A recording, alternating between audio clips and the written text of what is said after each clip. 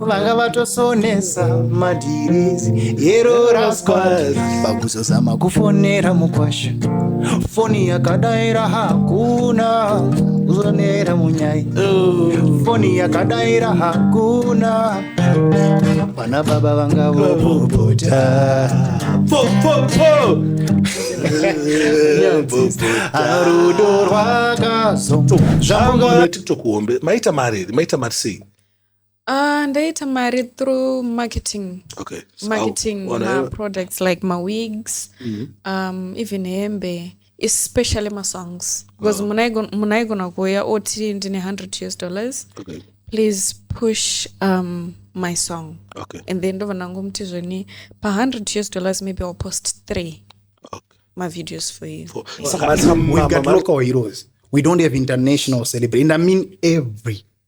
Okay, mina nchingotara vanhu vanotombo engage nekutombopinda mbichana mu international charts.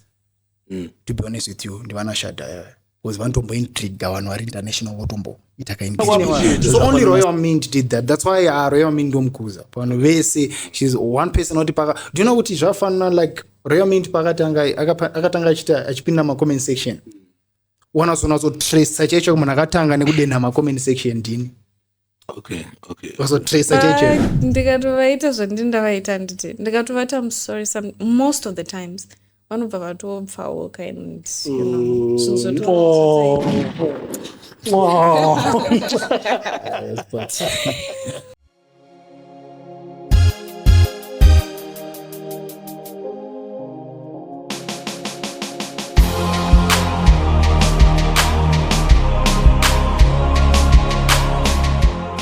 Right. Wagwani muri Zimbabwe makadi welcome back again. Panapa patinoita nguva vhiridzo netsvakiridzo patinokurukura nyaya dzakasiyana-siyana dzinenge dzichiitika mativi mana ose enyika yeZimbabwe, patinodiscussa nyaya dzinenge dzichipisa, patinogara nemagesti anopisa muzuva ranhasi. I think izuva rekuti munofanira kutibatsira tese because tawana mukana kumbogara pasi naKalonga nefamily yake tichimbonzwisisa nyaya dzemonetization. I know kuti vanhu vazhinji macontent creators akawanda muri kuvhiringika panyaya dzemonetization. Maona mangofawana naSparks vanenge vachingotukirwa mahara asina kana sendera vari kuwana. Saka nhasi tichataura naKalonga then tonzwisisa nyaya dzemonetization dzinofamba sei. Then chachituda kungazonzwisisa nyaya yemusic because I think tofana tora music yaKalonga serious. Last time akatora nekanga hiti takawarairwa takazongonzwa nyika yese yangoti uzvambukile lo munyaka. Saka zvinhu zvekutofana kuzvita serious. Then inini ndine problem naKalonga. Isu taifollowa Kiara kudhara. Taiziva Kiara hapedzi day asina kuposta anything. But just because of Kalonga ubva pakangopinda mulife maKiara hachaposti. Saka zvimwe zvinhu zvada kuti tizive zvese izvozvo zvikuitika. Zvakawanda zvinochitika muindustry. Kalonga semunhu anoziva ndinenge question isineni vandichakubvunza yekuti zvinoita here kuti zveshopo nyaya ichiri kundinetsa kuti zveshuwa nyaya takatorwa here monetization kuti yatorwa nematauriro aiita zvimwe zvavachazokubvunza. I know hazvineneyo but still mune Zimbabwe sina kupedza nguva yakawanda. Family welcome. Oyo, mira sei, ndinotange kuna madhamu, muri sei madhamu? Tiri bho. Upenyu. Upenyu uri kunakidza. Ini ndiri bhita nembozi isu taiti takambotendera marounds edu time toona sekuti ndimbopinde paTikTok tonosangana naKiara chimbotoera ndopangu patatonzwa music inenge ichitotenderera madhezi acho ayo. Yeah. Chibaba ichi chinenge chakurambidza tozoti hani zvazvo. Otherwise boy in 2026. 2026 so far so good. So far so good my father. Wagwan. Luvambere mukoma spas. Ndikufara kusangana nemi. Ndakuzana kufollowa kudhara here. Ndambonzwa akamuchitobhadhara ndikaita. Kudhara zvarini man. Kudhara before Kiara. Kudhara. Kiara bhanyara. Kudhara. But I think chinoitika chekuti kana munhu achinge awedu aita mbiri takutokuti awedu atatoziva mo kuti akakurira kupi atogara kupi. I think ndonambowana kashort background atimonzi Kalonga ndiani then tinoona madhamu todzoti anonzi maKalonga ndiani vakakurira kupi kashort background kuti ngobatana nevamwe vasingazivi. Alright, so kashort background kangu ndikakuti ndingoti Gift Kalonga Kalonga. I grew up in Mvuma. Moza Mvuma. Pamvuma pedo topa jama chicken ndichina Jose. Yeah, Mvuma ndo ndakakurira ipapo, and then takazoenda kune dzimwe nzvimbo after that. But Mvuma dzimwe nzvimbo dzanga mumakuenda ndedzipi ngazvo. Idzimwe nzvimbo idzodzo manje zvadzinoita manje dziri out of the planet manje hadzisi muno manje kwandakazoenda ndinoita zvandakazoita kuti ndizova Kalonga. Inonobikwa iko. Unazoenda. Yeah. Imwe nyaya dzindambona mbonduza zvimwe zvamuri kubika mumba kwenyu nga. Ainyaya icho hombe manje. Inyaya ichona serious itora nedzakana amhero tikadaidzana hamba yazotibatsakana vakuru venyika tamana vanayo zvinhu zvekubikwa. Ndakakuona uchibata hoshwa ndakati right soke tozosvika ikoko. Nenti followers zvichitika. But it's true Tumboreni pakuti saka alright saka makurira kupi kumvuma ikoko kutokura kupedza chikoro chese here kati mvuma makango Mvuma was just passing through. Okay. Mvura. Alright. And then Tsungoro. But in terms of Mvuma, Mvuma I think I was Mvuma is such a small place yekuti ukaita mbirika. Ndiona ngoito ini ndakatanga kuzikaona Mvuma. Ndindaka like in terms of like being known. Ukatosvika pachikoro ka. Ndairopo isiri in treatment ekuzoti celebrate. Mvuma ikoko yes. Like if you ask anybody from Mvuma. Plus to my enzo muri enza obvious to ana itori. Rudare. Asa chataurike manje pana panya yo. Zvazvingori zviya zvekuti for music though like ndaito uimba zvakudaro especially zvema like ma programs even paitwa zvikatonzi kuitwa any event iri big Mvuma stay down not chingonorowa ikoko yeah. Okay right. It's okay tikudzoka ikoko madam ngoti paka short background. Mai Kalonga vanonzi Kiara Fungai Gava. Now we are putting Kalonga now. Okay. Ndakakurira ndakambogara muno muZimbabwe from ndingangoti kubva pandakazvarwa kusvika ndane 13 years. Okay. From 13 years I was just in South Africa with my mom. I was raised by a single mom. Okay. Yeah. Ndiko makasangana na wakoma. Kalonga. Sasa mimi Kalonga ndikupi uri muZimbabwe ndiri? Aiwa ndisi muZimbabwe. Ndosikuti ngowoshwa Kalonga. Uri muZimbabwe ndiri? Ndiri muZimbabwe. Aiwa Kalonga. Kalonga itisiro uyo chichiro woshwa zvako wewe. Amana yewoshwa itatanga kuitana pakati. Okay, mona yewoshwa gainje kutsanangurai. Unoona saka ukutobelieve ndakarowa woshwa. Pastora yangu ndika wona zvetika. Inini manje ndakaona video dzichibatwa mabatswa dzaiitwa ka kana maedit akatwa video akati dzorowe. Sparks unozero. Unozero ndikabudza kuti video iroroka. Everything zvakaitika pakubata ndakatobata. But the only part yekudya it was edited AI sakune AI. Hanza Spark iri panapa noona ngokugadzira chiskando cho noona kugadzira imwe video riri fake uchitobuda uchita zvinhu zvisizvo iri AI but zvichiluka as if it's not AI. Ina so bivoti pakapinda AI bebe handisitomboda so that's the skillful part of it that we wanted people to think kuti oshwa idzatochikwa bara mana chikambochikwa pa inini ngona chi panakaona video rewoshwa ndo panakataka kuanalyze cinema yako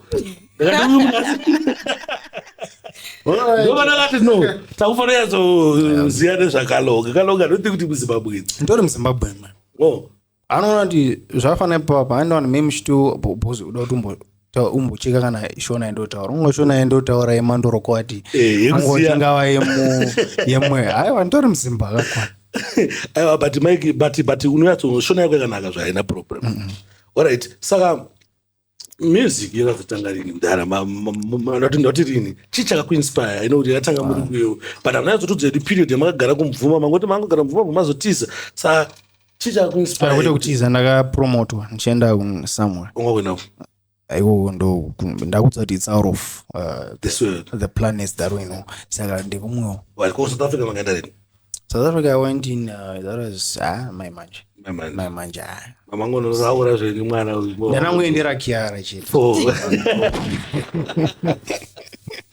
mutora chete hakuna kubaba kunozvinzana brand ringatokanganwikwa mvura dziri safe idzi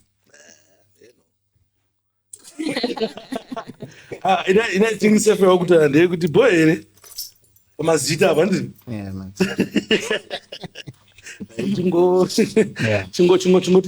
Because brand ring, I think it's high time tafangoita ana DJ Sparks.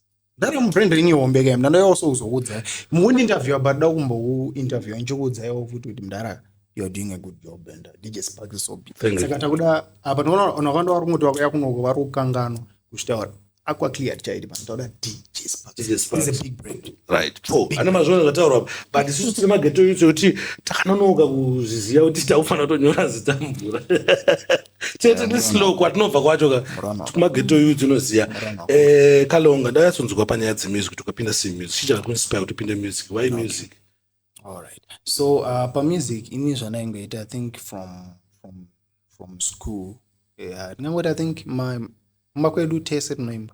Okay. Just that my family is kind of quiet. But my mother, amai vangu ndo vanotoimba vaitozikana nyika ikwavo vatori mucelebrity but anizotaurista but vanotozikana ikoko. So one some celebrity? Hello. Inini I was not the first person to be known more. But ndikuti kuwanisa mama celebrity vanozikana kuitwa kwavo zvekutodaro zviya zvekutozikana. So ndiwo wanga vatori nyika wako ndekupi? Nyika yangu ndio imeenda torota sidoitaura mwana. Wanaona kuno ndakanzwa munhu aiti kwanzi ndio kumalawi Kalonga ndio kumalawi no isi malawi. Ichi. Imwe nyika zo. Madam muse. Kuduza kuti wakashaya muZimbabwe kufamba kwese wakashaya unotora munhu kumalawi kana kuMozambique. Apa tiri kusadhaki Malawi Mozambique South Africa kuna ngoti mamusadhaki medimo mandiri. Munhu wazoshamisika ndisiri futi. Ini Sparks unaona kwandobva. Okay, Kalonga yangu unaona hivi. Ngowa chinanwa ndakatozomwedzera futi but it's KALO Kalo. Urikuona ngawa yari kokupesera ndakazongomwedzera kuti at least mashona mukwanise kuzvipronounce ndingazongoti Kalo mekonzo confusika but ngawa yayo ndindakamwedzera. Abo ndososiya ngawa katai kunotongoisa mwana sikana ndiseka kuti tingoziya kuti ari kupiwa ichi achanzwisisa kuti right so tichaita tunyazi uzotifunga kuti anoonda ndatanga urwa music iwewe pane here artist wakakuinspire munomu wakati ano. Okay, ini nangu since ndisiri full time I'm not a full-time musician, but I've got a passion for music. So I don't take myself as even when I do music, I'm not doing something that it's a career. No. That's part of me. It's me. Okay. It's my full name and a full name Gift Kalonga. Yeah, so I'm doing me. But whenever I do music, that's part of me. So I don't do it as a career. It's not like changing. Guys, that's why personally my shows are Rwanda and you don't chaka, but because I do music is part of me. Skana wavunza nyaya kuti ndakainspire inspiration trochokwadika. Chichakacha because isusuka it's not like tinonadzo hama dzinoimba but kuzona zotora decision ndakumbonyora yangu song amdara. So inspiration in terms of inspiration, for example, there's people were asking kuti zvafana songa kuti zvamuka lomunyaka kwainyora sei kuti angatonganidza ama. Do you know that scenario ini panobva inspiration yangu ndinotora zvinhu zvinoitika music yangu. If people would understand ndotora zvinhu zvinoitika that thing is really happened.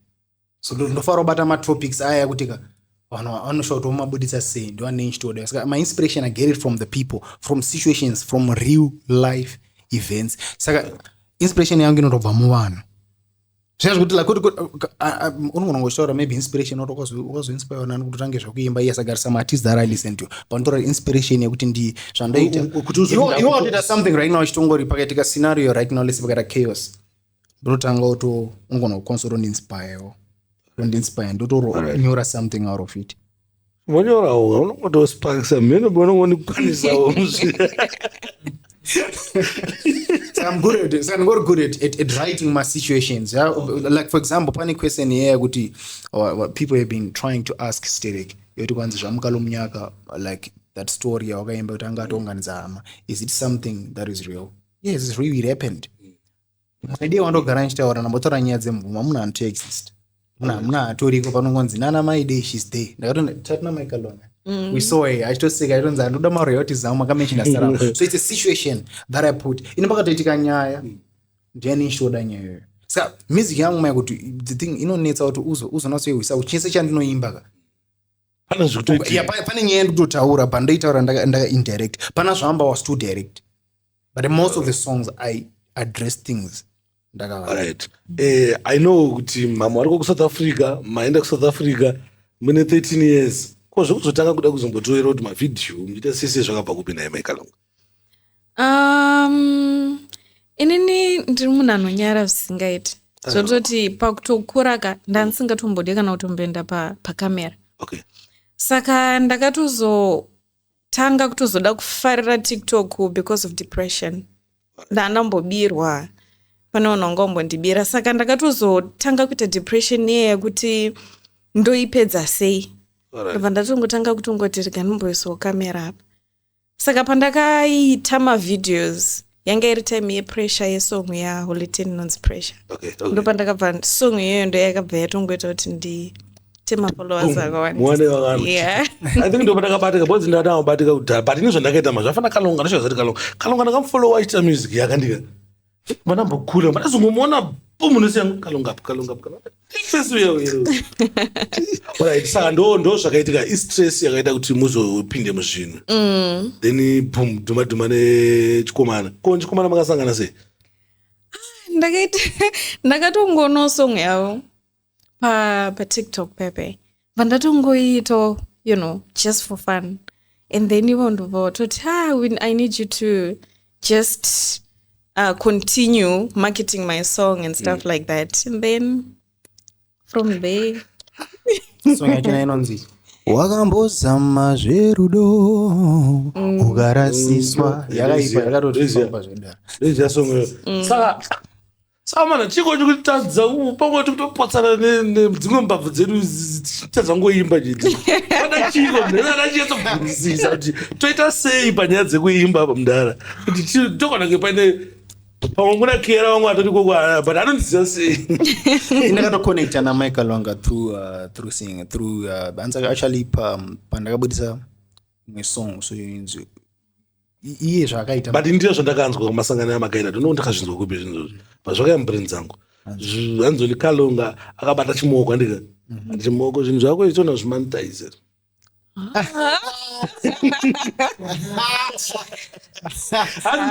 Hanzi ndo masvikira akaita mukomana mainbox akati ininika ndinozvigona zvese zvukabhegi mufeso wangu hapana ndinongonetsa. That's so funny. So do you know what's so funny? Ndakatombonzwa vamwe munhu akatombondisira message kanzi Kalonga wakasangana ndirifanira rako but ndingona nekuti wakaapproacha Mike Kalonga nenyaya dzekumonetize ndizvokumonetize page raunoti no that was not the case. Mike Kalonga what happened the way you met there's a song that I'm talking about True Love and then waitongo vibe wako Heir and then and she was marketing wigs I think and then I was like and then don't who is this girl who market my wigs and ashansa song yangu and then ndikucheka profile this person has got a huge following what is happening here then ndobva tongoenda kuinbox ndobva naitaura nyaya dzekuti also there's another thing that we need to address kuti people need to appreciate my TikTokers. TikTokers, especially my musicians. So my musicians is the only thing that they are supposed to do. Isusu takasa appreciate it's fine. But asamba kuona mchijogoro za podcast. You know what but the music ama pusha ama TikTokers achinja music. Yeah, like in terms of like pushing my song my TikTokers so zvandakaitaka ndangoti ndangoona aita song yandobva nangoti ndo nangomsendera message ndakaraga a little present for you. I really love what you do. You're pushing my song. Then ndobva ndadi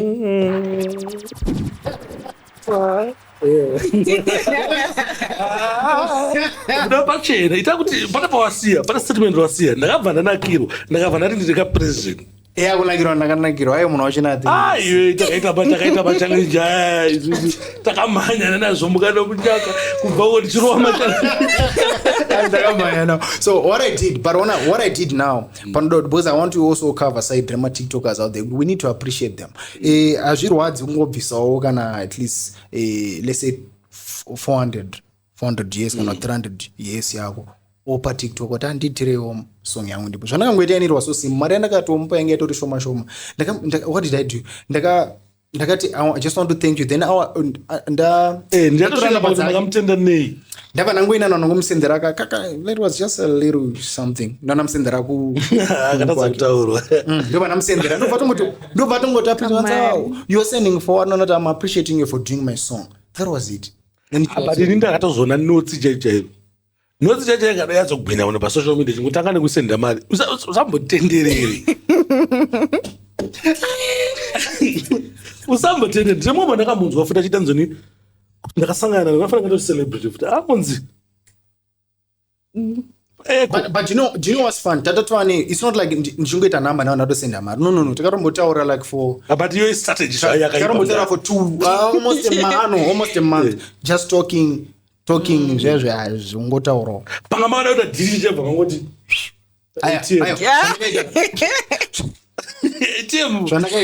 It was more for like, being grateful. It was actually after a month then I was like, I know what, for that song that you marketed, take this.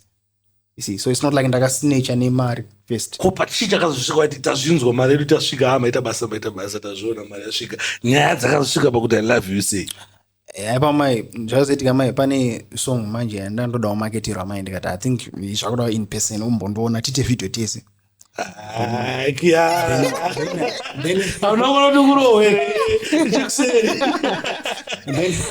then anzani paakazouya nawo on a public place and then obva tikabva tautita mavideos atozombomaposta mavideos iyoyo aiwa public place it's fine. It's a good place, public place. And I believe you, my brother. That's fine. So that's more of it. All right. Ndo masanganira makaita. All right. Makapinzwa nestress. Saka zvese zvakangonaka. Ngebebe story kuti zvese zvakangonakira kwatiri. Zvinoitika kuti zvingwite sei? Ndochobana. All right, music, Maroa music. As I think koka kasingida kana kwasimboye timboro kana kuti mumondoera wani. Actually what I want to do. Sale interview rasitomonzwa kana amazoera munoita. Zvanero toita pane song yandiri kubuditsa my man chiri nyowana usada tomboenda ndedo tongo kuti ndiroere panapo unatenga guitar. Timoti payo guitar sati yanziko. Nyangwe kazvomuka nomunyanga ikangati turu kokaipeiko. Kakaipe zvako.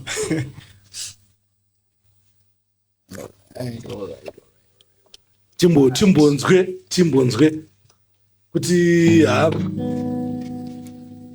so this song is not released yet. Uona kuti music zvekudzidzira gitari ndaro serious ne music. Ona zhinji matiste sa anongogadzirwa masini na producer inonorara zvake. Anza unokuridza something. I think mazwana nini mwandotona ari serious ne music. Muna kuridza something. Anomika wasi serious anongona no producer abva kuti producer chagone. Chimboridzawo andenda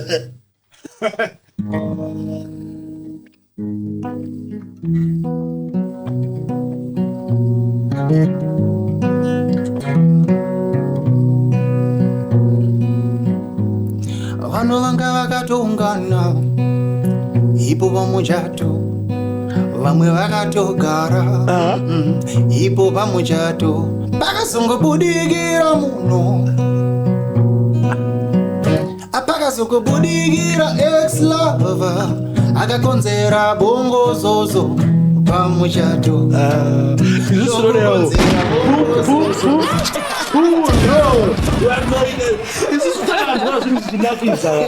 isusu topula sha zokuti songana pa 15 minutes amene patagumire but I think is an advantage kuti uchita uchiimbirira zo boys manakirwa anga achita Kiara apa tanga musina kuyamesa guys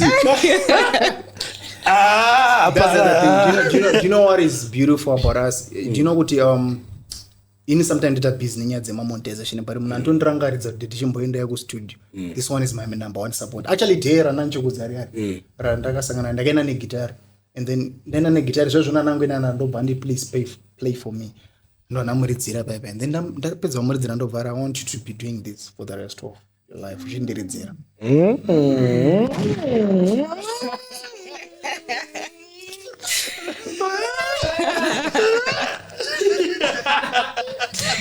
oh yo aiwa abado bona enda mangano Kalonga makati mna kugara mchinzwa sounds always inika isusu kunyanya tuomera ka kunyenga because isusu atina kana tu music timuntu aneti tizogona Mika zvikuitira nyoreyo kasvika kamborova hapana tukuimba ukana nuna advantage hondo haisi fame streets because gadi unotosvika negitara uda toimbirwa muna kuda toimbirwa ene rangosvika hangu arembedza dumbu kudaiwa andedu tupuleka kaka tatokanzwa kaka ndika tobvata zorova kedu kaka okay zvambuka lomnyaka yeah man alright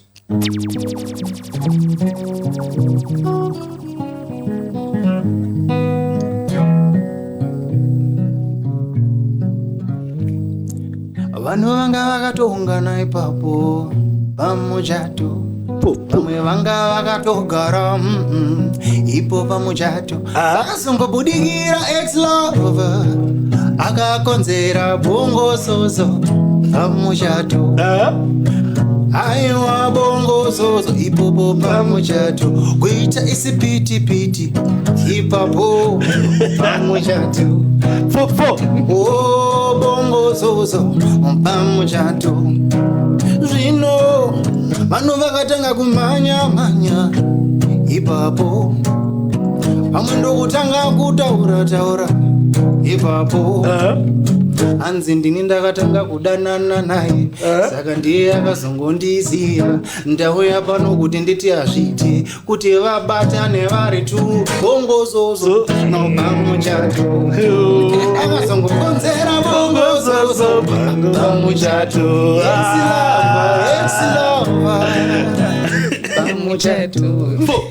sorry zvenyu vanhu vaida kugara vachiridzirwa nakalonga nobenyuna ndirongoimba zviro pamusoro is not written but the way that I have is bongozozo pamuchato she knows but it's a big tune that I think mufana kuita serious ndana music dare kwete alright kungoita serious zvelevel kungoita kana 12 pagore vanozomonetize gwanani zvafana ipapo dodi ndinozokutanga kumonetizira nguva yekustudio mai ndozoyawana aiwa inzwaka zvinoitika mameseji anenge ari 1000 unomboita unomboti anhasi akaundi yachipa handisi kumbobata pasi ndikwenda kustudio alright but inini chinondinetsa ndambobvunzisa munogona kuti lasene jealous rakaipa mudaro music ichiita chirova yori artist chaita chichientertaina panambo chitakambotata rombambotiti kamusic yako yakanaka ina macopyright ndeyekuridza yakanangisa jealous unoona chi director na Michael Longa ndikati if there's something that is actually political in music wangu tone politics shino I see that's why even inozati nini will you be surprised how that my music is not registered kuna ndoto nonotorera pama-radio and stuff but I'm not there.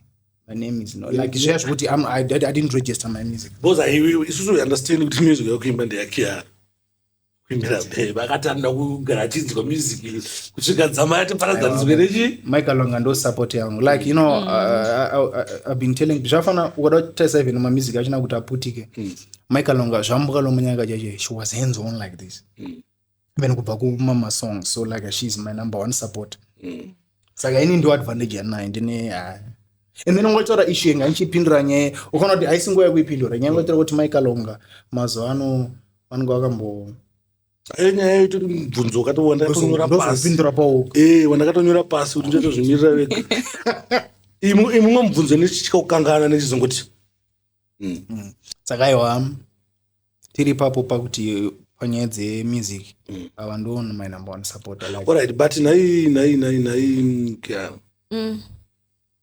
ndida kunzwa kuti imi mese munozikana mamagara muri munharaunda ndikati sokufollowa ichita sei Kalonga akagara achizikana munodhila sei because jealous zvari kuita mazuva ano kutopesa tokunzwisa kuti dzimwe dzimba dziparare mamwe vanhu vatokuware vaurayiwe vaite siyandemo chatanga nemi mudhara obvious Kiara ndemo isusu takatomufollowa waiboys ati mwana yakanaka zoti like takanakirwa nemusic yaitedzera sterling taimuti akanaka zvinhu zvake zviri kubuda saka taita se tamufollowa taigara tiri kupeji kwake ende handisi ndega ndina vamwe vanhu vanototi vakanaka atokuda vamwe vanozosvika mwondo vanosvika muinbox iwavo munovaziva timbotara hedu isusu tetikunewo makomendi tongosiya tumoto toti tichichendeka so how do you handle nyaya dzejelasi kuti pamwe maybe musikana wako ndovataziya iwa ndakuziya nhasi ndaona Kiara ndomfollowa paewo ndakumbira mbotrowa picture yo unopisa but nhasi hausiyo kupisa izvo zvinoitika zvinenge ndifamba nazigo unoedza kuti panapa tasvika panapa zigo rekurira panapa pozoti pamwepo ndinooni kuti ase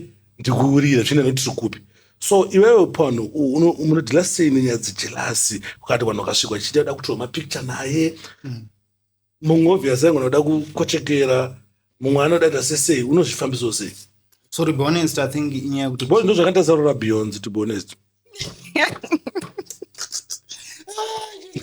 so to be honest I think also inyaya kuti when two forces now akajoinana I think it's rare baby do you remember a time kuti pane ya munhu otora picture newe asina kuti tese azviite pane vamwe the only problem kwandiri ndokutori nedambudziko ona face yatanga so sana na ndiye kutoma mwana ngoya so ototi Mr. Kalonga then over atodi yeah but varume kuti vaite zvakadaro no not really kwari but yeah I think inyaya kuti varume vanozwisisa kuti vanongotora mapicture neni kana ungotaura ngoti lesi chifamba tiri tototi Kalonga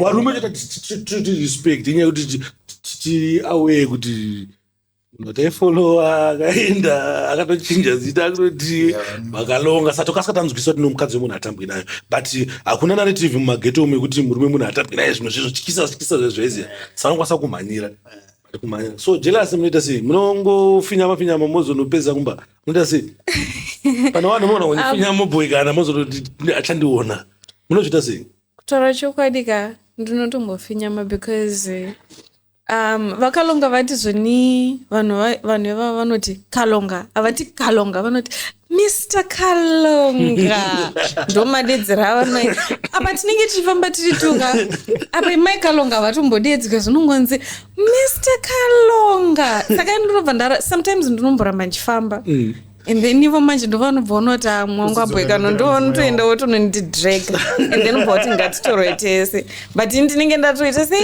mune matobhipa jealousy riripo zvangu mune matodinewo komudhara ndipapewo paukamboita jealousy yekuti makazovatsura kuti apepe haunozomba kuzonyanya vamwe vacho vanotakadzisa nawo so it's just that hainini vanhu ndakadza navo I don't think mungatomboona but even but kuopa unosangana navanhu hapana pana here pamwe paukamboona kuti ndizvozvo zvazvo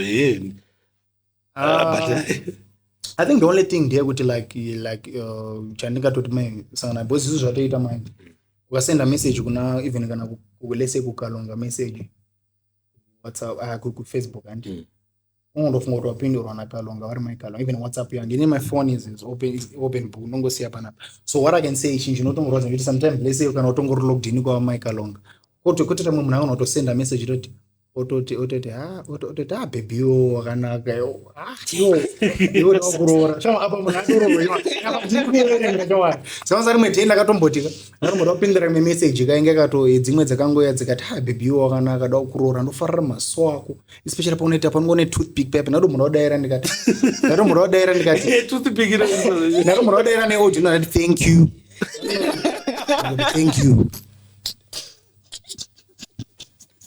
but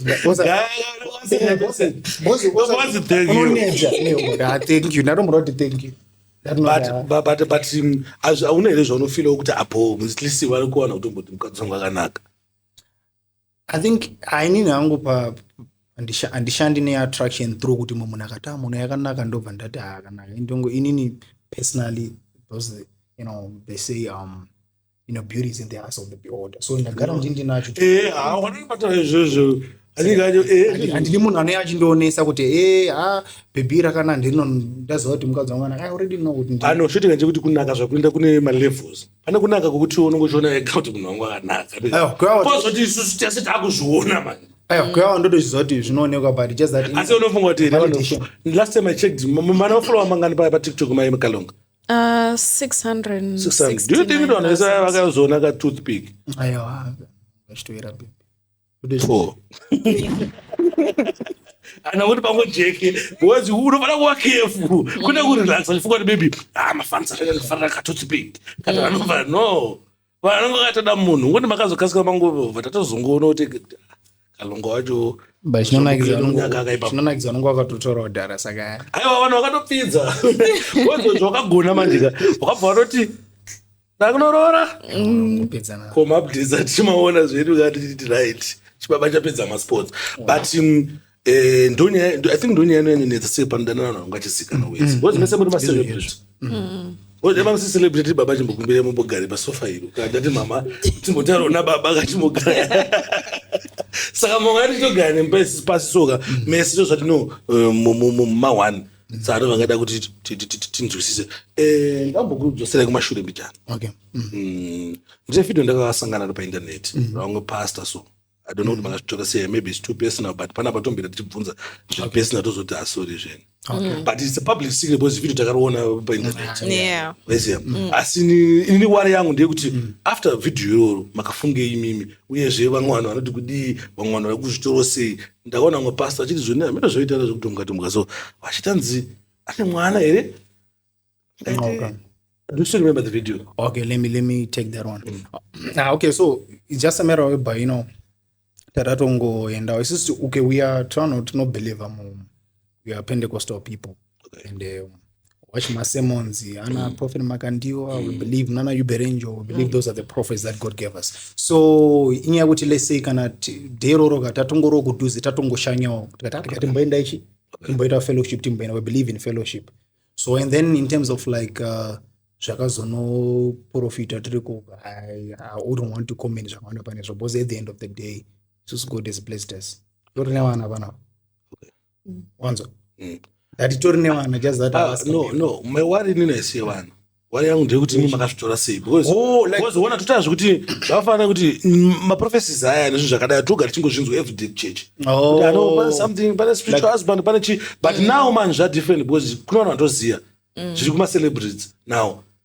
No, unaona, I feel like when it happened, pazvakaitika ipapo nezvekuti obviously like I had to just like talk to my wife to see tingonzwisa the spiritual aspect of it, but with how mature we are in the spirit and unyebera zvasiri zvinhu zvoti zvingatoita zvoti zvingatokudonedza pakunamata not really because it's many things because what happens anything that is spiritual iwo pana unoona utori ne certain scenario iri spiritual yekuti even wada kuti itsamwire panyama akazvibatsire because but zviri zvinhu zvokuti sometimes also things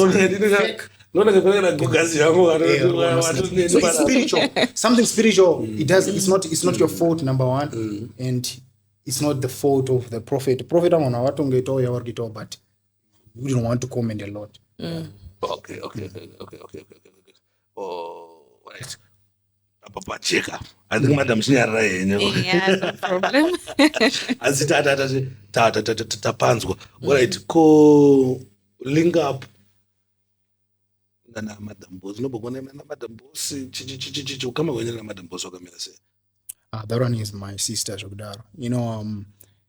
Angu personally if I'm asked kuti kana lese zvinhu zvakatonzo kwanza zvakuomera unoenda kunani unofonerana I'll call madam boss. Okay, that's how close I am even before like even my Kalonga, and then my Kalonga opa with the respect that she has for my wife. She's just been a sister from back then. There are certain dues andakatoana in through her. Okay, so it's not just madam boss. I can mention a few. There's I think on anakatanga now in Shanda now Talinduzo madam boss even Kate Masomera, all those people so I'm just that kind of person. Those are wonderful people. So also here's what happens. Unaona, I've been trying to tell people this. Kune chinhu chinonzi content. Okay. Do you know kune munhu like wataura nyaya kuti masitama ombe like Kate, do you know that Kate yo ukangofunga kuti Kate utongofunga munhu anga achitongobhasha vanhu achituka but I'll tell you she's one of the sweetest person. Like uchida help checheyo lese kakuda kuti lese ungoda kuti munhu kutaura naye ndiye munhu atoripo but just that now ukanotoya ku social media now he's another face because that's content. kana kuti handi kujairirwa kuna asingadi kujairirwa wekuti kana muchiwirirana makazojairana because ask yourself why inini zvafana even kito wachona like ndakatanga kuwirirana nawo even before ndatosangana naMichael it's been long but today you never hear them also nyaya zvinoitika usana zvekuti vanonga vachinazoziva ndona vandoziva kuti gift akaita sei ona ndona vanonga info kavanako but still imagine with nene scenario yekuti vanhu musoro mwangu ngotakaita kadai but inini aumbobvira wambomona achita izvo because anotoziva kuti Kalonga ndewangu kuromboti wangu anyway but zviya zvongoti unongo uchinatsoziva kuti like inini hangu personally I've never been someone ari dramatic so handisi dramatic saka unaona munhu akanyarara asi munhu wekudeni ndozvo zvokubatsira izvozvo daizvikuyewa but munhu aribo I'm telling you so what your question was about madam that one she's a wonderful person she's like my sister and Michael anogona kutopupurawo namadeals mangani ekuti wakatoti connecta and seems like think since we've been also on a move ngwaudzeko ndiburi zvekutodaro tisaka titori nekatiyo kuti ndikati inini anoti tiyo events titori 3 mabhadhis zvekudaro saka haitongori family tiri family. Okay. Chachichi kutasa waiti muri family tazvinzo kochikuchi kutasa maikashanga kucreate content.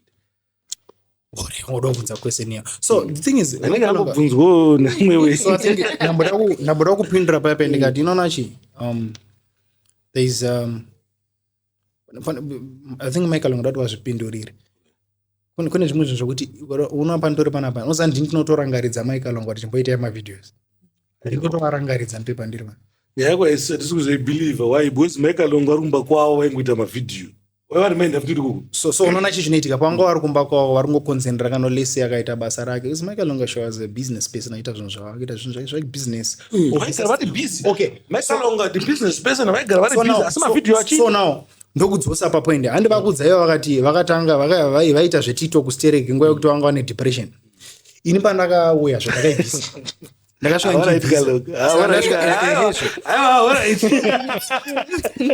so now ndasvika ndichibvisa now there's no need yoti vatoserera paTikTok baba ngamazokobatanidzwa baba tungoconnecta madhoo saka madam vari happy saka hapana need yekubvoswera vachimbotsvaga nematurikei vazvitaure vega madam chii kunetsa but hamazotikuwadza Kalonga aiwa hamazotinyanya because nemasong akawanda ndika ene zvokuti tinabuditsa Obama tichatsona zviri kufamba sei ana Kalonga wakakula anongona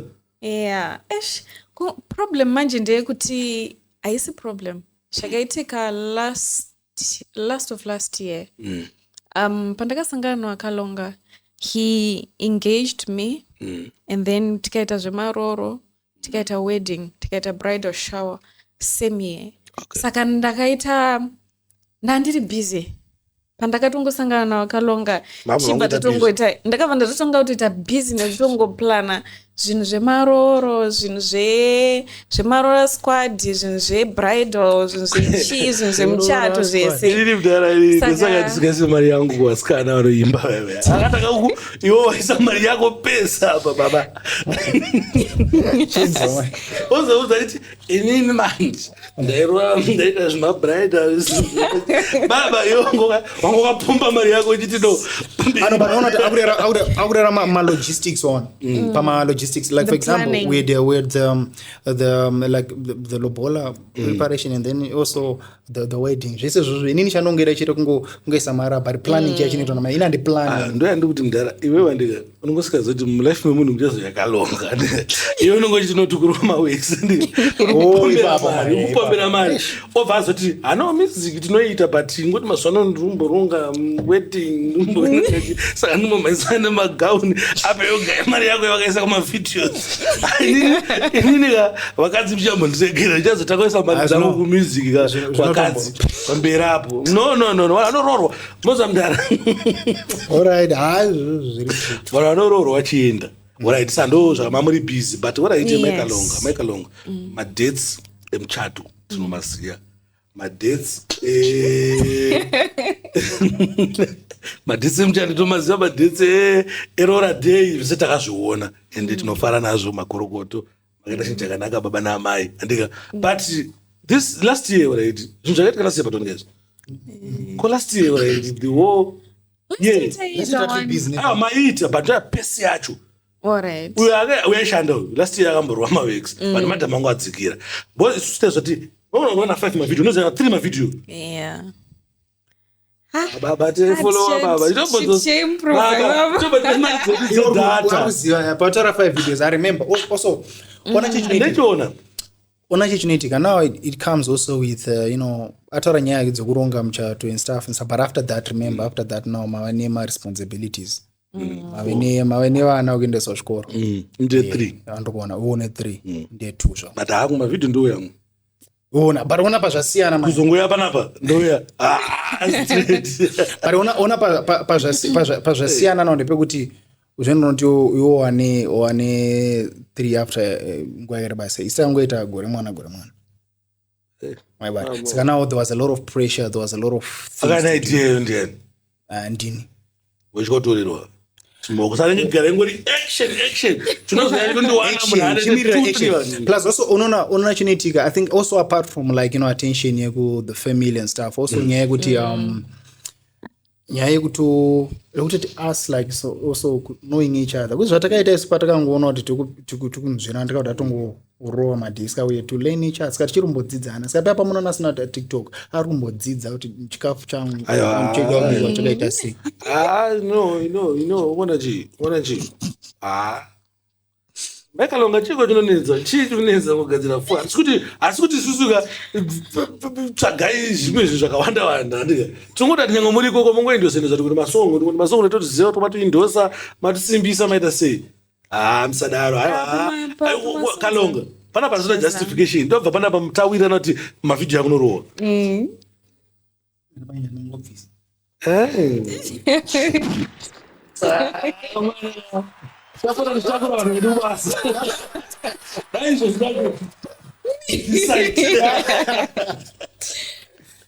Alright, mom, tell something. Pama videos apa, I think I'm going to improve because even Kalonga, vanotogara vachitoti baby chimboita mavideos naso and then votombe ndakana kustudio ka and then pavanozodzoka paipe andina kana video one randamboita kochi I mean, I don't know. I think Kalonga. My video, so no, I eat is what better go one. Yeah, how I live was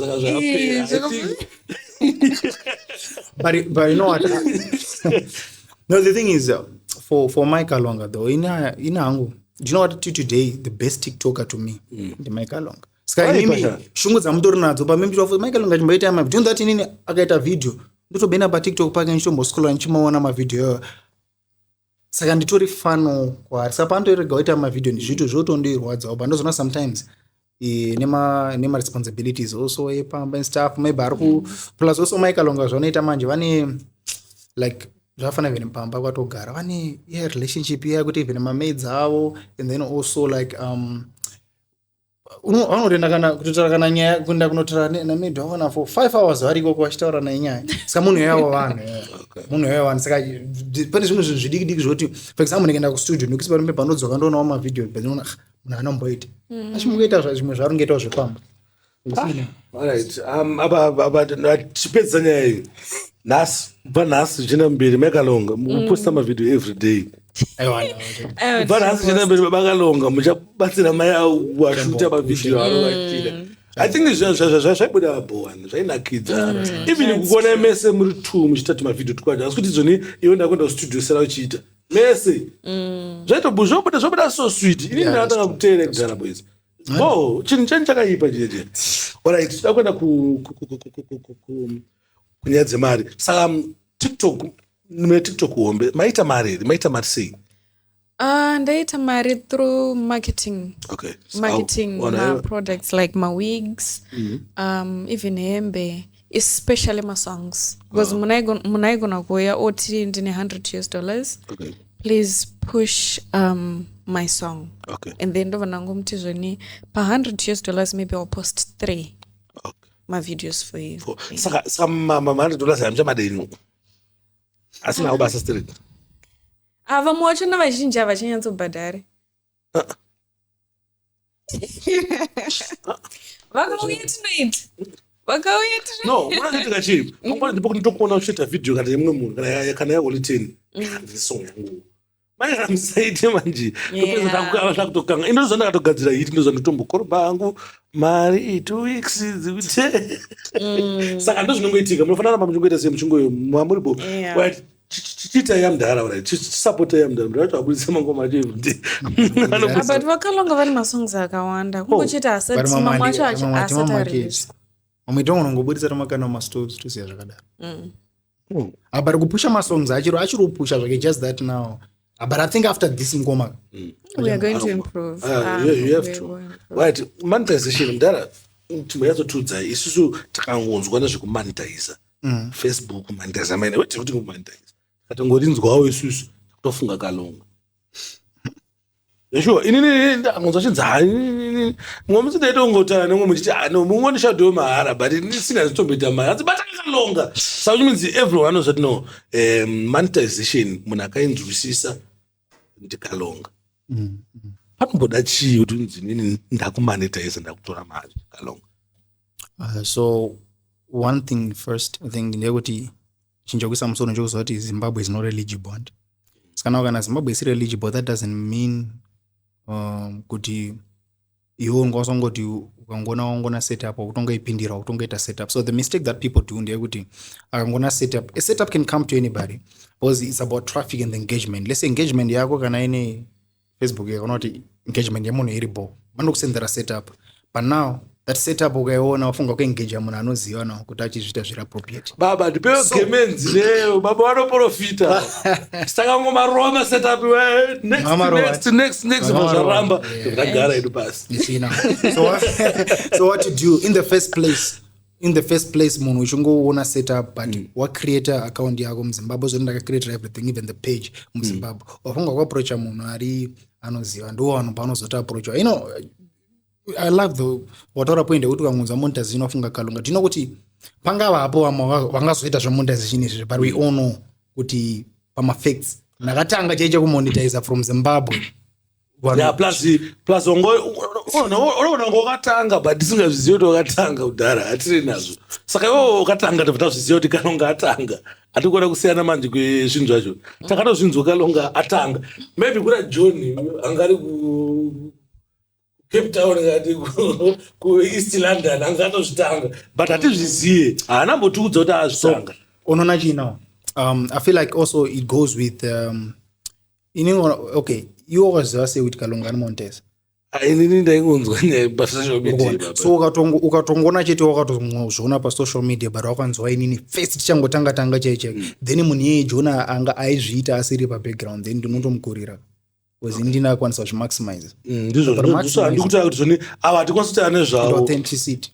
Waiziya hatikwanisi kuita nezvavo because kana vaizvigona hapana pawakambotipuruvhira kuti vanozvigona. Inini I've people that remember I did trials certain individual. Okay, I don't want to mention names. Uno munhu kuti ndakatoisa pachina ndikati munhu ndiri kumonetize this month but akacreate ndikatoisa ma pictures kuti you see this account was created in Zimbabwe and they pay 3 months, only 3 months. So what happens now also in terms of monetizing kuti uzwa monetized like panotora about 4 months kuti is a system yacho like if there's just a few settings anenge achidiwa from an eligible source and then ukamaseta iwayo and then now kana yangorana because the problem inoita munhu angakwanisa kumonetize unosondomonetize again then after 2 weeks yobviswa.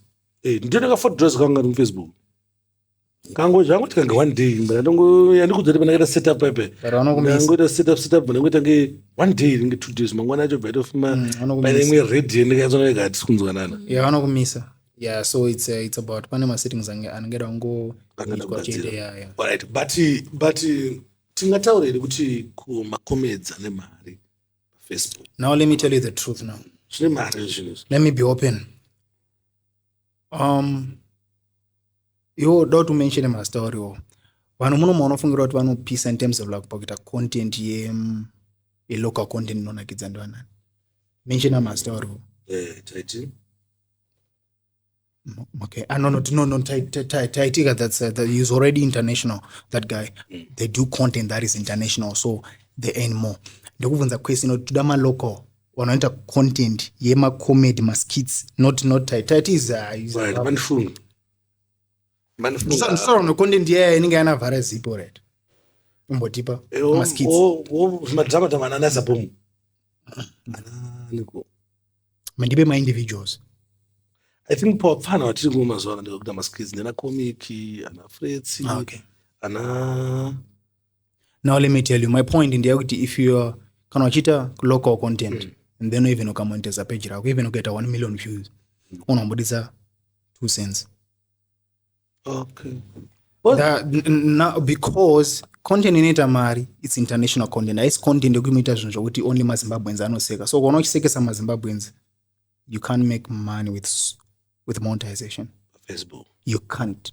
You need to be international. You need to do videos whereby if a Chinese is watching your video, he's intrigued and he can watch your video. So as long as you go to Rashona, then monetization. They come to me and then they're like, I want to monetize my page. And then on a content content local. You can't even make Mari into tenga kana mvura jeje. That's just it.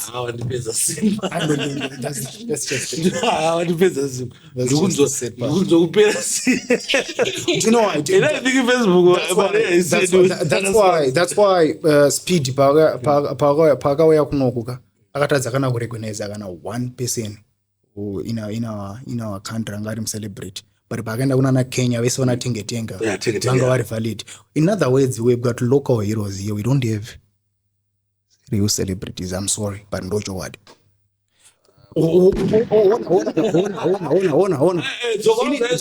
I'm trying to say even myself. I don't call myself a celebrity. We've got local heroes. We don't have international celebrities. And I mean every. Okay. Mina chingotaura vanhu vanotombo engage nekutombo pinda mbishana mu international charts. To be honest with you, ndivanashada because vantombo intrigue vanhu vari international votombo itaka engagement. So zvafanana speed. Speed. There was a chance yekuti dai akaona Shadai aikona kana kutomurecognize. But akutadza kurecognize mama heroes edai. Saka ndokuti the reason why vanowachiswa we don't have international celebrities. We have local heroes. Even kumusiki kwacho hatina munhu wototingatoti kwanzi. Let's be frank. We have Japanese, we have Ungi team. Yeah, we do. Those people, they are doing great things. Ava vanhu vakuru. Panotaura zvokuti wangu okay. Ngatise Japanese apo tesa Ungi apo. Tesa Bena Boy apo. Tesa David apo. Tesa Reima where we calm down. Tototi kwanzi vakafanana. I'm talking about the international. Yeah, but the Reima tinowe doing. Rema we ana problem. Rema we calm down. Rema we calm down. Rema we calm down. So my point then, let me brush up my point. My main point here is Zimbabwe, we should just improve in terms of doing content international. I love what that guy adopted. That guy anombozama international. My videos uti people can engage. So I'm talking about Msana mention a title tighty ndiye munhu one at least wandakaona wotanga unomira kana lese akaenda lese ku lese ku China auna kuwana vanhu 3 kana 2 vanomuziva is one person atombo try but vamwe vese vaina ngwandire ko vanhu vaya anongweni mumazi million because initial shames ndofunga ndovanhu vari international wacho so tine family andika anenge ne followers akawanda but asinganyopise kuno kuchipinzwa nawo kuna na South Africa na states anana ndiko follower bana vanonga chitopise kunzo. I'll be honest with you, having 1 million followers or 5 million followers, it doesn't mean we are international, and also it doesn't mean we are celebrity. You can have 1 million followers who still celebrate. Hey. My numbers on a platform doesn't mean that you are. Mwangu abaika na bona itemba ma followers wangu ndi celeb. Ndocheka nyanga chitemba ma followers saka ramba kudare muda kwedza chimjana. What I'm trying to say, you know, for me I don't take myself and my Kalonga is with my influencers. Kune my influencers atina wari muno mandozo atavaka influencing Zimbabwe avano influence. But then tiri papo I don't count myself at those levels.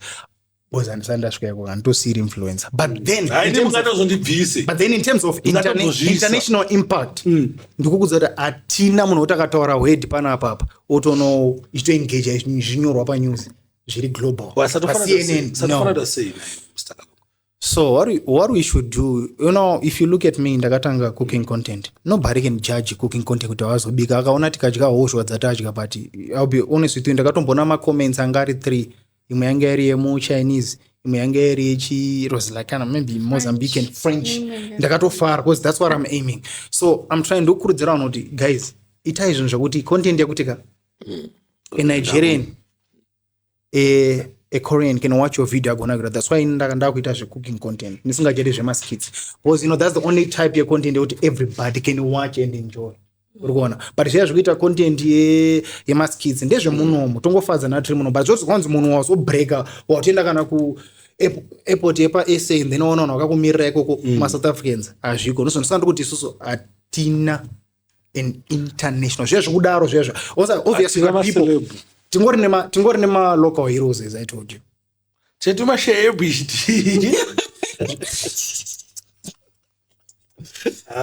mind you, when I'm saying this, I'm not trying to say me I am in Antumbo. As an Antumbo Shika can because me in Tongori musician are local.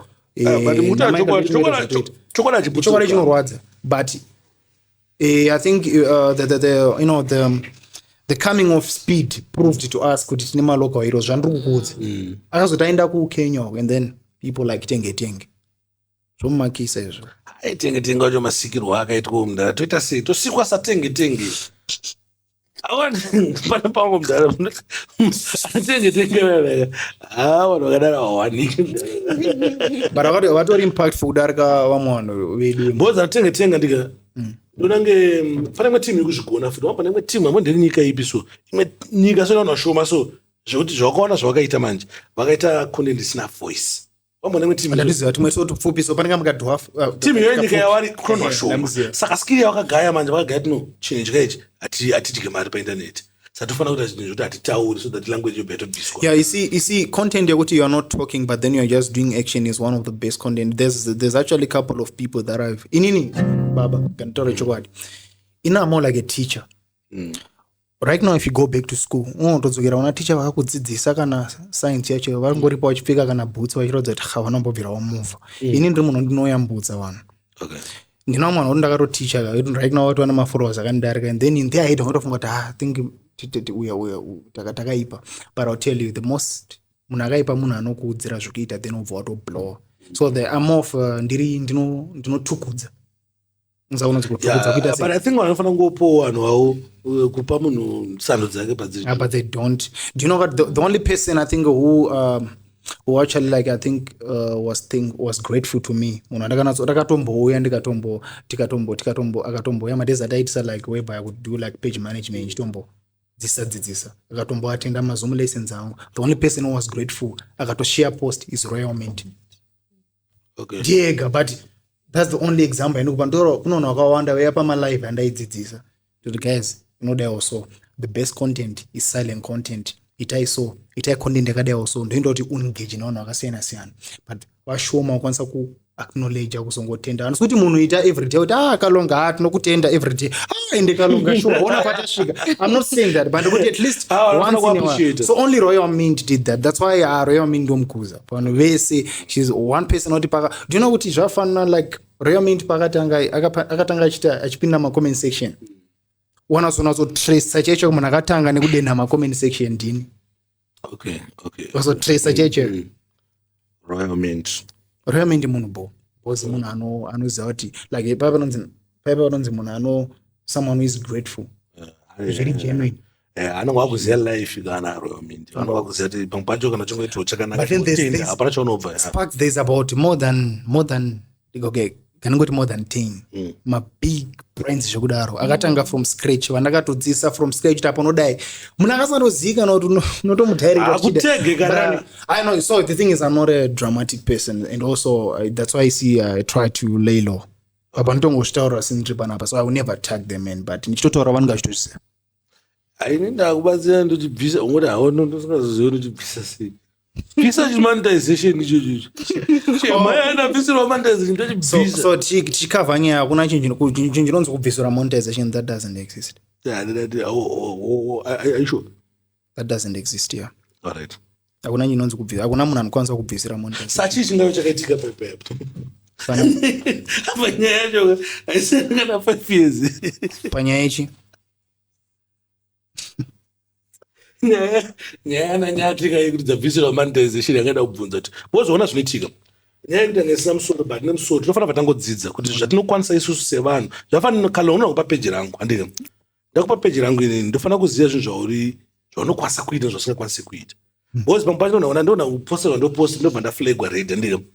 Ndoti ndaflagiswa ndiuya andisira ndikalonga andisira saka paipa kuona chipani panezo ndinetsa kuti waiti kana akabvisa sei pamwe mune zvidobi iyo andinowirirana taiti pamwe munenge skiya munoziva kuti muona kuti bvisa panapo takasara tisisina monetization saka mira totsanangura kuti monetization question yangu inini haisi yekujokana nanyati nyaya yangu ndeyekuzoti monetization process yakamira sei uyezve kana ndisisadi ndozvibvisa sei ndokwanisa ri kubviswa nasomeone anogona kundiwenga ondibvisa kana kuti akwanise ndokwasada zvanoita inini Facebook ndio ine power yekundibvisa pamonetization.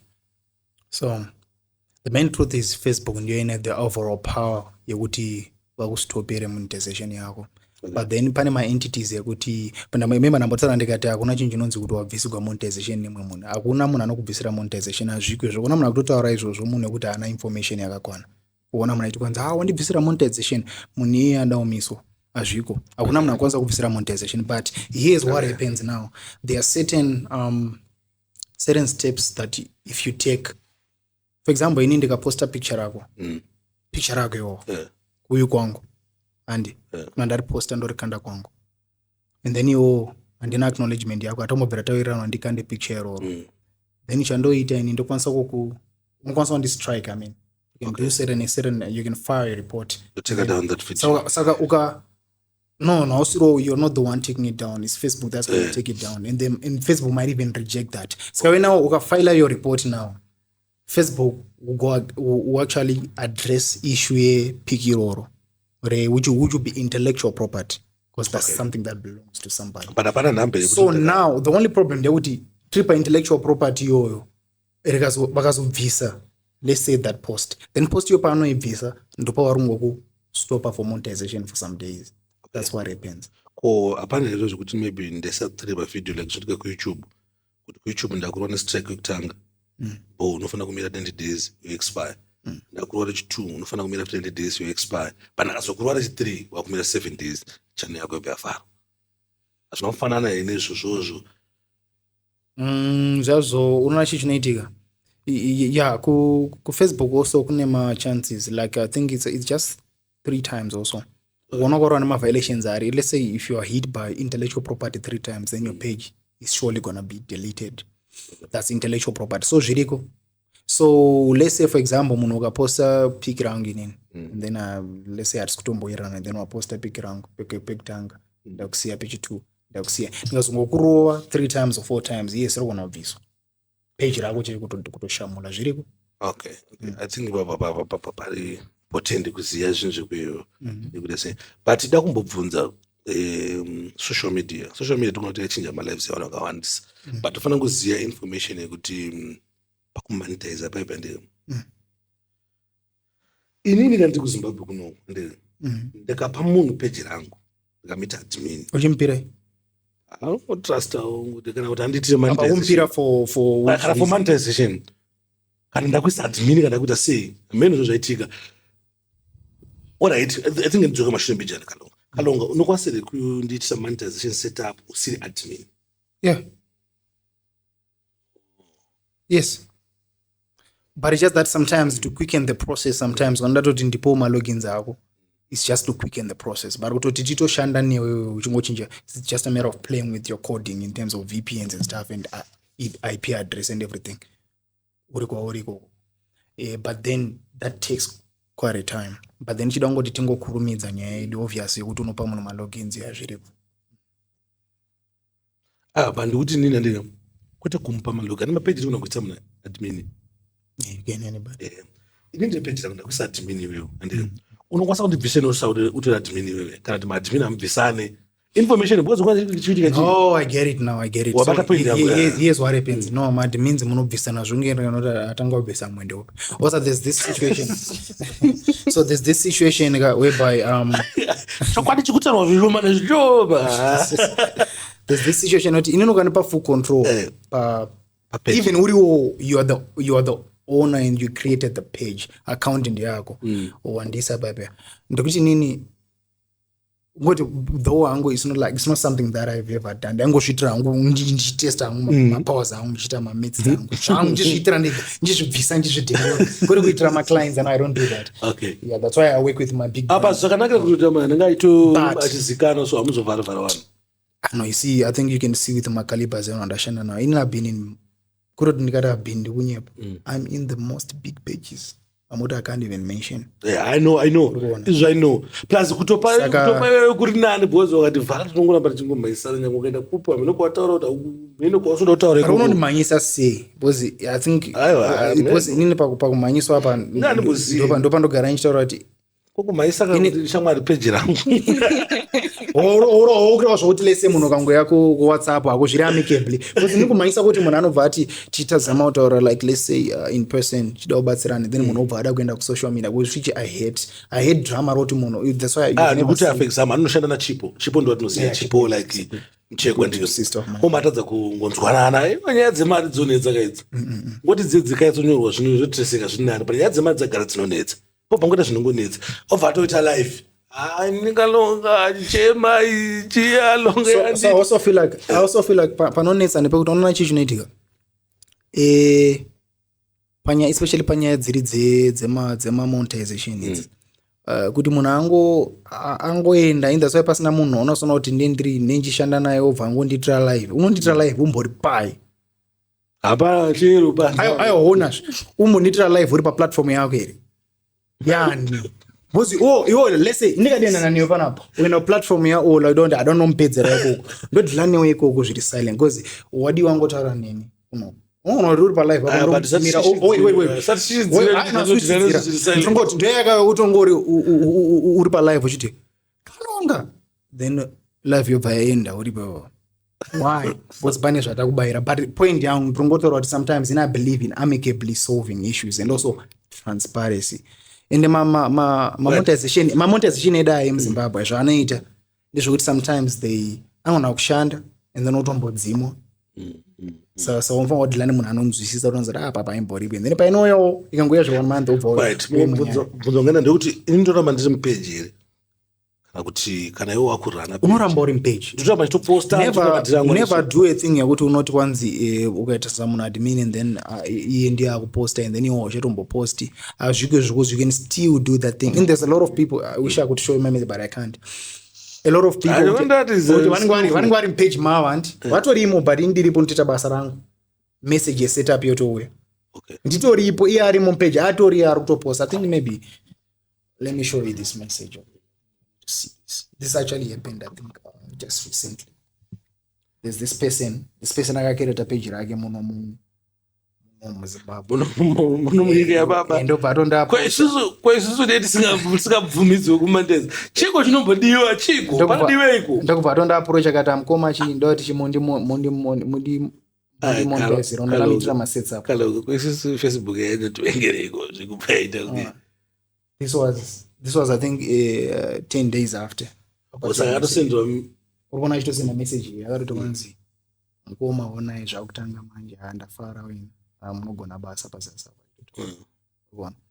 ona anzi munobara basa mukoma tasora nemunopisa chitikongosara konde monetization but some subscriptions nemasters anga atoita tangosara nemaseta nditora account isati yatombopiwa setup zvachose munomu isati yatombosendekwa seri iwo tomboseterwa iwo hazvinetsi kwete kuseterwa andoatomboseta next bwako bakacheredisa anozongosukaipo bande wanga page kanga ndinako so bamari zachaswanika kana ngomfana wangu ari pajosa ndazo kuti ano iri page ikaningira ramba mfana wangu ngatikutenge iri but tenga ngani Sparks podcast ngine 71000 zvezvo ndakazomonetize akazonditira monetize my views kuita mari I'm disappointed ndozvanambotaura nyaya dzelocal content chidziko manje ane $2.80 pamaviews anasvika kuma 800 something thousand. Ndozvanambotaura.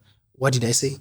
Ndati nini, as long as munochita ona content yako DJ Sparks, I want you to mark my words. Improve yourself. Zvokudaro zvoti one day zvikanzi let's speed up in namuno, you'll be able to interview that person. Once wangopinda, no only way kundidye mari paFacebook. Yes, once wangosvika palevel roti wakukwanisa kuinterviewer international celebrities, or even not just speed, a lot of maybe South Africans vanozikanwa global, let's say aya muno, and then wataura naye, and then wangomu interview munhu iyeye ukaposta chinhu ichocho aumboiti $2 because now a lot of people, different countries, different places. Then Kalonga chamwana nyaya kundipa kundisa stress. All right. And international tichazozviona pamberi apa. And for now tikumbotira pa local pedu ndakapewa mari kana ndingangotoroka ngorobhoka ngoti ndizongoita unge munhu akakwana panza. All right. So pari pa standard, let's say yo wamonetize, let's say podcast yako, look for shaka like a program yakuti accommodate munhu wese yoti it's strictly English. So kadaro now pakavani baba, I'm trying to address you neu yako. So okay, now overall inchitaura kuvanhu vese lese munhu ada kubenefita kuti awane utuma sense pa social media. Ndokuti ininika siyana ne content yakuti tona tega yekuti munoona mega chiri chifona chemandoro kwati choti wega uri kuona wega ukangodaro chete then you're not gonna get a cent out of it. Try to be international, accommodate other people that are outside there. You see now zvitori nani kuita 100,000 followers, 100,000 kana kuita 10,000 followers, but okay let me put it this. Do you know kuti someone ane 1 million followers nemunhu ane 100,000 followers, munhu ane 100,000 followers angonotoita mari kudarika munhu ane 1 million? Why? Kana munhu ane 100,000 akaita international content angwanisa kutoena akatowanda kudarika munhu ane 1 million followers. A matter of more followers doesn't mean kuti you are getting more money per Facebook. It doesn't work. I feel like YouTube, because you need to name a face angu in about 270 something thousand subscribers, and but magangster angu magangster angu kuma 100 something anto koroba mari pambatu ndarika saka ipo baba ndobanzwisisa kana uchinga ndo my followers, it's like it's a time that we don't look at followers when you're trying to gauge any celebrity, or you don't gauge influence ya munhu nema followers. No. Tanga zvako. Yeah. Right. Koskire yekutenga page zvapanoona kuti maybe kana ndikoita kana kuti aningo kwaita munhu kana comedian and the following ndinosvika na 500 ndati ndatenga page yake zvine musoro izvi zvika kuti dira racho radhako iro. Ndezvokushaya. Izvo ndizvo zvokushaya man. Zvalotomiswa. Because wangu ukatenga ma followers even ama Kalonga. Zviri paviri. Kana ukatenga uda kuti udozoita content yako yekuti create content yako yekuti uda kutozoita comedy papa kana kuti papa chimboita comedy ndezvokushaya. But kana uda kuita business, if you want to sell certain things, kana uda ngoti there's a boutique yauda kuvhura for that page ine 1 million followers, it's okay, because people wane tendency yekuti wakaona pane ma followers akawanda anotenga your product. So if you're going to buy a page for business sake, that's smart. If you buy a page for comedy sake, no. Uchaseka wegama komedi ako uruwega zvako because wanakwashamsika ndedzipwedzi zvafanda tinokana tine page yangu irekadiki nditenga kubudikira. And also you need to allocate kuti where are these followers coming from? Are they from Zimbabwe? And also business rako roda kuita rinoketa here for vanhu vachona. So you don't just buy a page utikwanza zvafana. Let's say right now utoti kwanza TikTok ya Kalonga mwaitengesa mari then lese tutodawo mari zvokudaro zvengova and then tatakutengesera wanguta kuitira utsinyo iwenda ipapo utanga kuita content kana uchita like let's say ukuita kana maskits vanhu vanokutuka ipapo vanhu vanotokubhita hazvafana kuona mumwe munhu papeji ramai Kalonga anengaita nishota munhu eye kana mari ada kutitenga watotanga kutonishota. So but now if you buy page TikTok yake uchidotengesa let's say une ma coupons kana let's say une business warenga hembe and then waritenga nawo wakumarket hembe those, now that's smart. So unototedza tobuda iwe wandike utenga ngopost zvitamba zvimwe chete hakuna munhu bachapopotera bag rawa upload apa anoboti maybe ndimai Kalonga Waita background. so that's the smart. Zvikuchinja because obviously kana tenga page ramai Kalonga doesn't mean ndicharamanyisa zita ramai Kalonga. I have to change ndoshandisa rangu. Yeah, you have to change, but remember that the followers anongaripo they are still of Mike Kalonga. You see, so that's why ndikuti wakwanza kuti watenga page ramai Kalonga woenda apapo yoenda nezvesungura watanga kuimba sungura dzako Ala waita follow ndikuti masaladi zvinotombodi zvese izvozvo. I think apa tapanzo bozi mazona pamba kutanga tomadiro ndikutengesa channel yangu. Ndikutengesa chakati, nditengesere page rako sa ndadumba mango. It's good for business. For business, if you buy a page, as I said, and then it's for business sake, that's why. In the longer YouTube, when I read things, I don't know, 3,000 so. Buying a YouTube now, YouTube channel, apana business run it papa. So here's the thing: buying a YouTube channel, that's a no. How to buy? That what I'm going to consult. Those most under don't go and use into Italian consultation. Munaka yako ndirega. I can see with the potential yako itaso no much as wise. I don't know. It's a nice way to go to the I don't know. Saka, it's good to kutenga ma TikTok, ma Facebook and Instagram. That's okay for business. Okay. But Instagram, remember what Instagram, it's mainly like for anongoziwa Instagram. Ngoreta zvinototo vanhu engage. In YouTube, we need to see Instagram undibaiza. I could buy the 7,000 followers. I'm not even on Instagram. I don't do Instagram.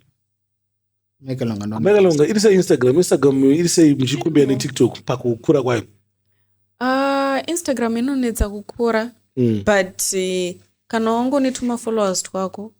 Inotoita. It's wrong. Asizo matauro. Instagram inonetsa kukura. Asikana wakati nake. Uchichena. Uchibuya na maselebu. Uchida say. Ndakaona. Kwa.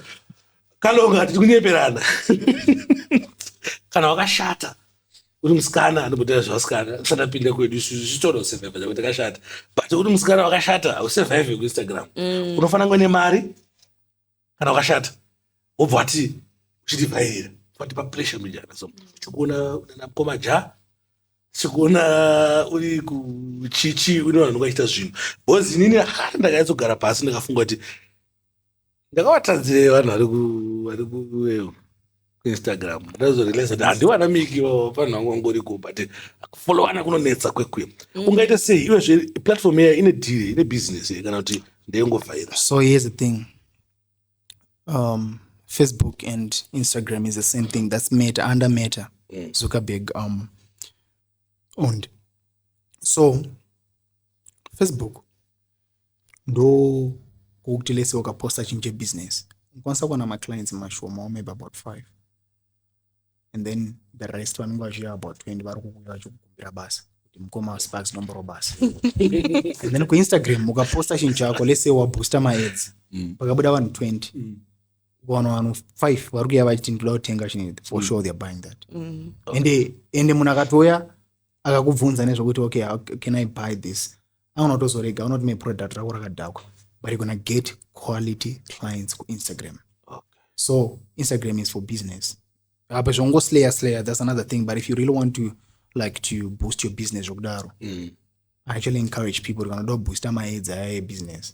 Do it to Instagram. Because Instagram you find quality people. Wangu Instagram is expensive. Facebook is so cheap. That's why even in South Africa, I think there's a certain, if you use Vodacom, you can scroll for free. Not end up internet. It's not gonna that. Yeah, ugotenda uchito scroll uchitona kiro. But to Instagram you can't. Instagram, that's why even you can get data rako now. Uchingenda ku Instagram rodona within a few seconds. Because Instagram is quite heavy. So you kunoya vanhu ve quality yo. So kana munhu anokusendera message pa ku Instagram ari kutenga. Okay. It make sense. Ngoma kwisira hangu. Mawani. Well, I think in yede kupesira ndika. Ndikupesira but nyaya iri very important. I don't nzima ndikubvunza pana. Ndichirangarira kuti ndakainzwa papi nani handichatobvosiyi but I had kuti ndara mamene chimoko change maidana nacho ndichida zvakaipa daika zva I think chimoko daika zva kuti ndichida zvakaipa daika zvamukuita Kiara then pamakazoona tsvarakadenga ima masiya ndo matauro akaitwa nyaya ichiuya kwatiriso hanzi Kalonga akabva ngoti achiona mwana hanzi manyatsotaura makuwa zvanoita zvakanzi Kalonga angaina musikana wake waidana naye anova iye muSouth African ikati ame ndio kupi andika ndobaba nyaya dzenyu titinadzo muchifunga kuti hakusi maceleb muchifunga kuti takakula saka hanzi munhu iyeye ndiye munhu waidana naye pesa pa achikusapota magitare achikutengera magitare chichi zvese munhu aita zvese then iwe pakwazoona tsonakadenga kuti bamurasa munhu iyeye watanga kudana nani Kiara. Then ndinonga video kandakazoratidzwa futi after wanga watororana nani Kiara chinzi munhu uyauya ndeuzvu mutori palive ndopanda kuita confusion man achitoripo palive. I just love the word daughter. You said confusion, right?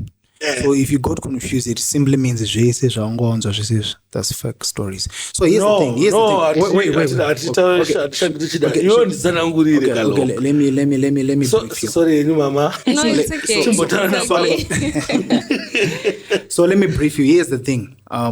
For you, yes, I did an affair and Anton before. That was before my Kalonga, and then we're doing content, and that was for content. Shungeta content. That was kapakuto.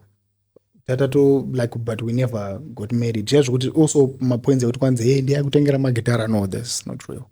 And then also panyaya kuti taita omona zvekuti like for couple content anozoenda kuno tongoti namukoma anu dai ongoni lese vasikana pana panoshanda tongoti lese pane musikana ngoti musikana wayo ndakuita content newe ndatunda pa TikTok ndakwana pa example ndakutoportray ndakutoportray ndatoa couple nemunhu yeye then ndakuita content for the sake of content then we leave it. There's but zvidiko zvinjezve boss it's real. You can make a deal with someone motoita zvamunoita even let's say muri kudana munhu atosvika pakurambana then munhu ati okay tarambana dai also but one people they love us then ngatingoitawo uri kuona nawo but we never married though. But so. I think that but vatinawo atinoziva vacho macouples atinawo ane mbiri atinoziva isusu andika muridiu saka moti concept yamukuti mukuona ko boss atari zvimacouples anembira pautaura kuti unzani pa wati papa vano vaunoziva. Do you know kuti here's the thing, I'll tell you the truth, there's a lot of people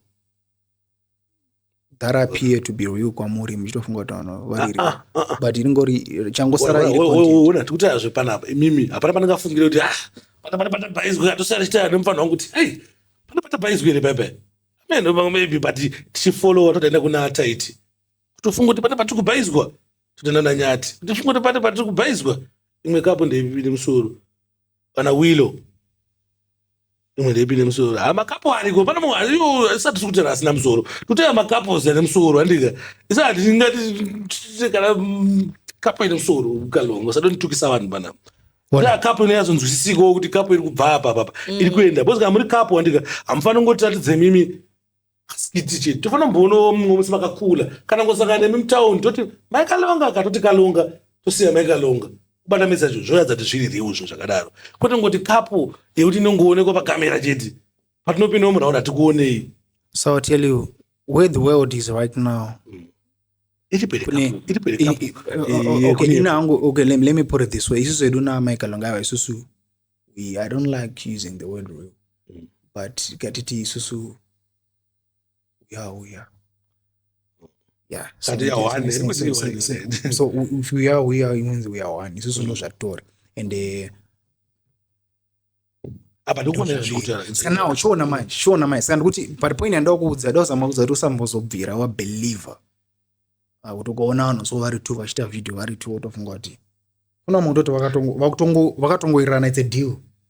But ndozanyanya kutaura iyo ndiye munhu akatonditi nini andakatadza kubelievawo hatono pamwe chokwadi but patende atonzi ano ana Kalonga ari kuvaka but togara mukebhini watanga iwo wazvinzwa kupi ndianaida amadhambadeni ini madhamu angu big fan renyu jamani zvekuti big fan zvekuti kuti jamani ndozvati nini madhamu angu anofarira imimi anana vanguza vanofarira namadhamu angu ana Kalonga anana Nyati anana adopted son ana Taiti ana Seindi vanongoita zvitsitsitsitsi zvechinji vaisiya ndo vanofollowa ivavo saka ndozvati no kana even mavidhiyo anonzi chivambo chionerechi zvese zvohozvika nendisenderwa nendiri up to date baba saka vanonyatso asi vaiti. So inini there's just one thing that I believe in. Inini even okay Inzo. Okay man Sparks. Even nasi inini ndikanzi ndatenga kana motor you never know. Unongona force no kumboziya. Even ndikanzi kwanzi ndatenga kana musiteni chiko unomotatidza masini tongomaona masini moti inspire ndikatenga anything of value you never see it. I don't believe in posting achievements. That's something that even with my wife that we agree that we don't post achievements because you see here's the thing now, and it's not in fear, number one. Number two, it's not in kuti like congratulations what yeah, it's nice, but here's what I believe in. I believe in knowing kuti like sometimes we got people that support us on auditor and for us to inspire those people. I'm not looking at me posting an achievement kana kuposta like something janatenga kuti va inspire kuti azvinhu zvine mari vari logical chacho. But kana mchidaro manje mune makutotishota potoda kuti pamunorambana muende kwatati udhe mugara pasi mutaura nyaya dzekumba kwenyu ipapo todzinzwa zvinhu kana makuda kuhandisa zvinhu mukutoti disappointa munofanira muri vanotiradza zvinhu zvenyu pamunonetsana moenda kwatati udhe moshotoa mavhidhiyo hambana ndewangu so chinoitika ndechekuti it's important there's this song that I was actually writing but sandaipedza yekuti yekuenda kwana attitude not necessarily yekungoti like ndakatageta vanhu vanoposta ma-achievements panyaya yekuti I'm somebody that I grew up such a hard life yekudaro that's why but andizokudza wangu ndakabva papi vanhu mamaskumedzi angu barona now. So inini now the only way that I can inspire people is when I tell them that guys, if you do this monetization you can make money. I don't believe in inspiring someone ndikesa mota apa ndikesa imba apa ndoti ave motivated. So even ndikanzwanzi ndikuvaka ndikuita sei kana ndakatopedza kuvaka, you never know. Even my children, you never know. But nanzo kwakaini kuti mukuvaka musoro mumbogara mukebheni dzakuplaswa manje nyaya takakula tisina vatachida kubvunza kuti akonfirme kuti ndizvire kati hazvisi. So that's why ndati even zviri izvo kana kuti hazvisi, you never know. But tingotoudza chokwadi shakuna yo chatitokuitisa mari chatitora vanhu uzoona me wotida kuona kuti mari yedu kushanda chii inzwa Kalonga isusu toda kuona kuti mari yedu kushanda chii bosi tinomeka sure kuti pamunobudisa mavhidhiyo edu tinoona tinosiya malikes tinoita sei andika tokupai mari tokuitisai mari yakareba Kalonga yona zvazvangu kuita kuti unoona chii chinoitika ina don't believe chengeta chinja life yako paZimbabwenzi tikudza kuti mari yedu kuenda kupi ona mai inini I believe kuti munhu ka zvafana like the only time kuti munhu I deserve kuti azive kuti chichandiri kuita nemari yechikoro ndibaba namai vangu pavaibhadhara saka chiona mai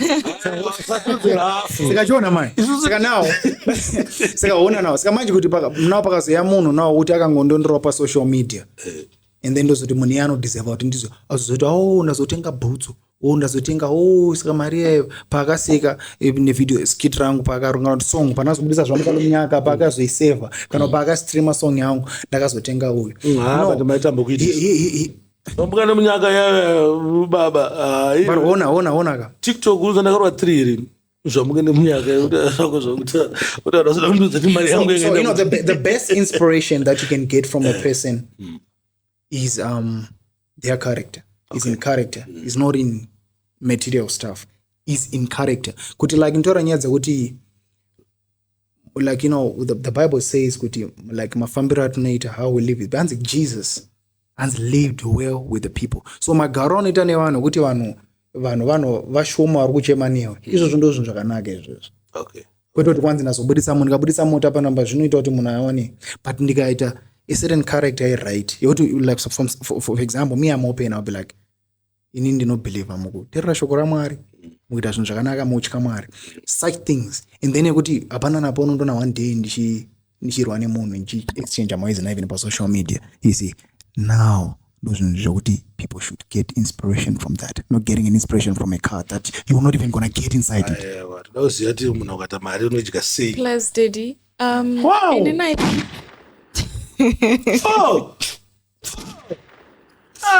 taraini mama tatokateerera and I think kuposta ka takatongozvona kuti it gives too much pressure. Okay. Because this year tikaposta tichiti tatenga mota.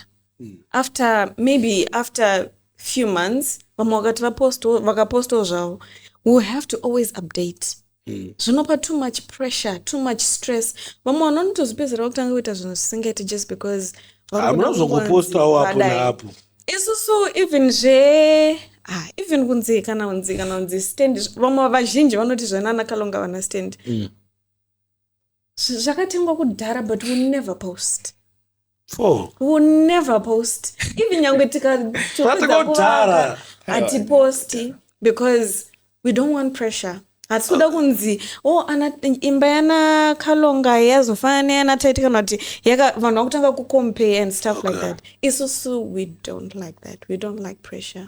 We just love our private life. Okay, maybe one thing that I can tell you, in the far farm life, don't farm maybe that's one little nugget that I can give post a picture, but picture that's not umbonyora kuti tane zvakati and stuff like that.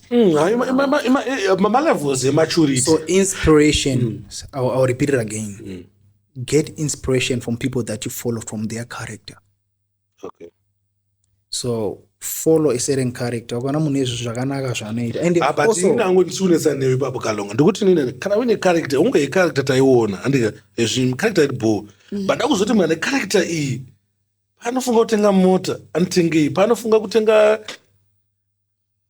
chicken anotenga chicken ine yari kunandosi, kungoda kungonzwawo life yako nezvaunenge uchingoitawo makakula kana tatoshora kuti but tatamuona kuti akakula. You know what? It's not like nezvekuita zvimwe zvakatowanda tatobva Kalonga wants to speak. And I think maybe pa vanhu vatino follower, like maybe the likes of Ana Prophet Makandiwa. Avambo brag it, they are so rich, but they will never brag kuti tazotenga chakati, mota yakati. You see. So and I think it also depends on who do you follow. Is this vanhu vatino follower? They don't brag about material stuff. They just tichangozvisiya pasi pano. Let me actually support my wife. Sparks one. I love statement atagwa nemukadzi wangu kuti anzi tichangozvisiya pano pasi. You see there's this thing, the reason why, you know, one thing that stays forever, even when you Pawajafa, even me, all of us, you know, Sarah wangu. It's what people say about you. So nini ndikango, let's say if I'm to pass away and then one wakazongo saying that benzi yakazombo posta, that's what you're living for people. That's what you want to be remembered for. No, me I don't want to be remembered for what ndakazo posta my achievements. I want to be remembered for the people that I've helped, number one, for changing lives. Number two, for character. As I said, like inini ndo totaura pachena ndiri munhu anotya Mwari, ndozoti Mwari ariko. Those things, that's what I want to be remembered for. One day ari pana DJ Sparks akataura zvakadaro. Those are good things to be remembered for, not to be remembered for kuti ndakazombo. So makaipa Mwari ariko, mafana kuwaudza mageto kuti Mwari ariko. And also to atazoenda pa point it was serious. At the end, all these things, this material stuff, we leave them. Hakuna munhu anoenda anovigwa akakochekera mari dzake. Because vamwe zvavari kuita kuti vazviwane zvinhu izvozvo to keep updating. Mawan. Live a simple life. You know, okay, you are asking, you know, I love me a simple life. As long as I'm with my wife, tikaonata wanarumbonetsa tobvainesa kwa mama unogara yako. Then tofara life ngofamba tingoti tishingoita yatinoita, and then tishingoita life yedu tiri too quietly and amboboani. The truth is tinotoboana zvakudaro, but I feel like tatova toxic. Totofarira kutoboana kwatinoita kwakutonakidza manje. Sometimes rimwe tena munhu ndakaona na Kalonga so ndaitoseka, so ndicho kuda kuseka moyo mangu kuti zvikunakidza. Totofarira kutokunana naye. So it's all about like who I chose. Right, kramanetsana munozviita sei? Because I think vanazhinji ndo pane problem papa futi pekuti tanetsana but toita sei kuti tidzokere timove on. Ini zvandoita whenever I wrong my Kalonga ndakanganisira kona ndakucracka majokes, because that's someone that I love cracking jokes. Even kuchikoro my classmates they will tell you nekunotoroesa vanhu nekuvasetsa. So one thing that I kana ndakuapologize to my wife kana ndabhaiza ndangocracka majokes. Iye katongona ndangocracka majokes zoti ndakona mabhaiziro baba ndikabhaizirwawo I think my Kalonga most of the times kanoti wakanganisa she's humble enough to apologize most of the time. Sure. Yeah, just to kutungo.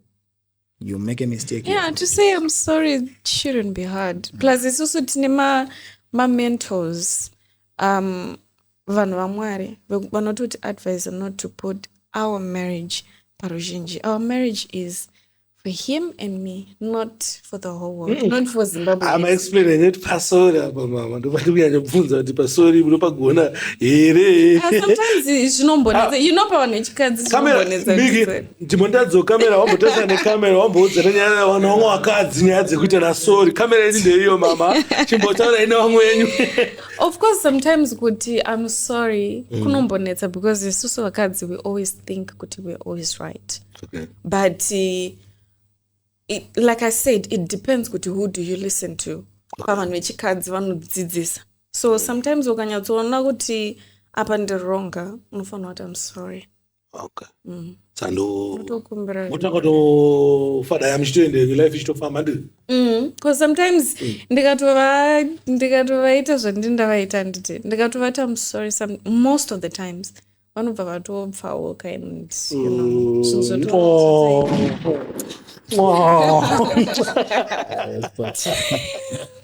but ini ndongoramba ndichingotsigira panyaya yekuti vanhu vakawandisa vanenge vachiti nakalonga kusaposta it means kuti hauna chi zvokuposta kuti yes kuti ukasaposta maachievements ako hauna and stuff like that zvokunyepa kuva nazvo vamwe vasingazviposta zvafana nemayakalonga nandiposte inini nemasina angu inini nemasina angu it's not always necessary nemasina angu andikunyeperai but andiposte izvo zvichimukona nditofanira kunga mbotaka disguise masindi nawo vanondoona maweekend. Plus also there's this thing whereby people there are some people that they post their achievement to cover up for their Okay. Yeah. Cool. I think ndine mumwe mubvunzo futi uri very serious unoda kumbobvunza. How do you endo nyaya dze kuti chikuita choma ndichitengere kushandisa. Why ndozvifunga but ndinoita chacho ndinoti nyatsobude. Okay. Kuti munozvibatsira but still noona mbobosiya pakadai ndozopapindwa nyangu off camera muona kubatsireni because itori nyaya yangu ini ndada kunzwisisa. Anyway, mdara pana patagara something like 1 hour 40 minutes. Oh, beautiful. Kurukura. Ende zvakawanda zvatakurukura handisiri pana zvandasirira zvezvo munofungidza kuti maybe mungade kuti tikurukure nezvazvo kana kuti vanhu pavanenge vachikotai wrong pamune muchitaura kana zvanenge vachifunga. I think what I can say is I think some people will be like vana Kalonga mazana vasi kuposta vamwe vaiti vapera vamwe vaiti vanhu vakatorogwa masters. I don't believe in that. Torogwa masters. Yeah. So let me explain. I don't believe in such nonsense. Masters no kuti fambirani vakatorwa masters. Masters yekuti so it's like you see every person you are born with. Alright, ndafunga masters ku Facebook anzo vakatorwa nani? Ndotaura zvoti like people like they talk a lot of things. Amazona vakanyarira bhoza vasi kupisa. Here's the thing. Do you know that social media is something that it should never control you. You should be able to control it. Una kucontroliwa ne social media zvokuti ukaona ukazotoposta kana for 3 days unokuwaviwa. Social media is controlling you. You need to be able to unrogara kana 1 week usina posta. Ukaona uchingoti every day or poster, then which means your life is dependent on social media, and that's so wrong. That's why some people they end up like one wachimozva vanomo wachiita zvinhu zvaunoti vangogara vari high. Inini my guy, I'm sober since I don't drink, I don't smoke. Okay. I'm sober since every time. Chinototi nditakule zvinhu zvakadaro because nyaya ndataura kuti I'm not controlled by social media. I control it. So ona ndakanyara ndisingaposti ndiri kuicontrola. Wisdom iripo. I think now mama musina wisdom ndatakata kudhara. Saka mukutaura zvinhu zvine musoro zvatoyatanzwisawo kuti because if you allow social media to control you ndopano uzofunga kuti uri kupisa iwe wakurwara nepfungwa. Do you get it? Kuna mwana unoti autopisa but imuchinazoona kuti we mentally are disturbed. pane mwe mufesi so akatinyadzisa mani ndokupi mwe mufesi ndakashaya kuzoda kumanaka ndo achidaro tasatamboita murume anotamba achidaro pasocial media ndokupi afana ngori kuSouth Africa anga asadaro That's what I'm saying, never reach here. Kana story na content zvimwe zvinhu hazvizodi content inofana kuitwa zvine munyati zvine munyati zvitori nani kana story na content kautorega kuposta. And also the other thing, the reason why I was talking about having a lot of followers doesn't mean that you are influential. There are people that they can get 1 million followers by kungoshama pa social media. There are people now at kushama whereby ukanazo consider nokushama for 1 week 1 million followers you can get it. Ukanazorova chaicho content yakushama chaicho shama chaicho unosvika pa 1 million in 1 week, I promise you. Shama kuti murume tufakanya yekushama ndiye vakadzi varume musati nyadzise siyai zvekushama ndikutsvage nemwe way. But the point waibata ndekuti munhu yaya unotopinda mu 1 million followers saka munhu yaya ano 1 million followers then motora munhu ane 100 but aita zvinhu zvakawanda aita influence iwe zvawaita like your achievement toti kwanzi munhu ane 1 million akudarika unozwa nyaya kuti ndafunga chini ndaona amwe mapodcasters mazinji achicelebrate ma 100 something episode takaverenga yedu Meek maepisode atakaita last year angari mangana atakaita isusu 228 maepisode last year akaita but ndaona amwe wane vanhu vesara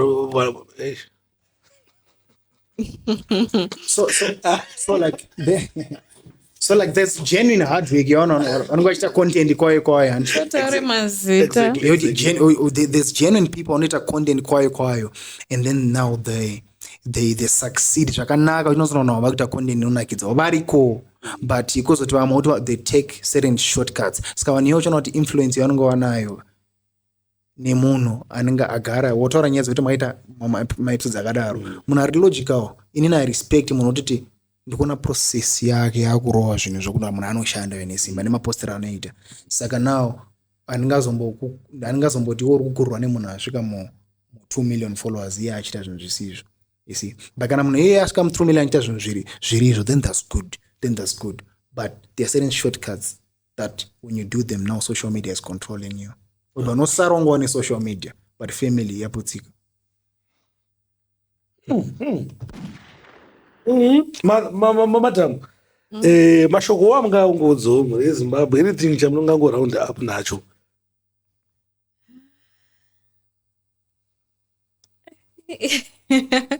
ai ndingoti vanhu Kiara akatonyara zvekudaro ndi asi mantaura ndi She's so quiet. andisi kunontaura sotora advantage chamwana So quiet. Inini advantage yangu kuti kupedzera shungu kumusic. kugitari abo unongochengetera mwana uyu zvakanaka kwete kuda kuzotora advantage nekuti iwe unogona kutaura yo panapa hausungoda kungotaura chete but kutaura kuti uri ready wakatobarwa uri ready Inini kutaura kwangu kuzhinji hakusi mukutaura chaicho iri kuri mukuimba ndokwandotovhura hombe aiwa kutaura chaicho munotaura mukoma wangu aiwa but ndoro zvinhu zviri deep zvekuvhura hombe handambotaura nyaya okay but hamunambosiyana maruvu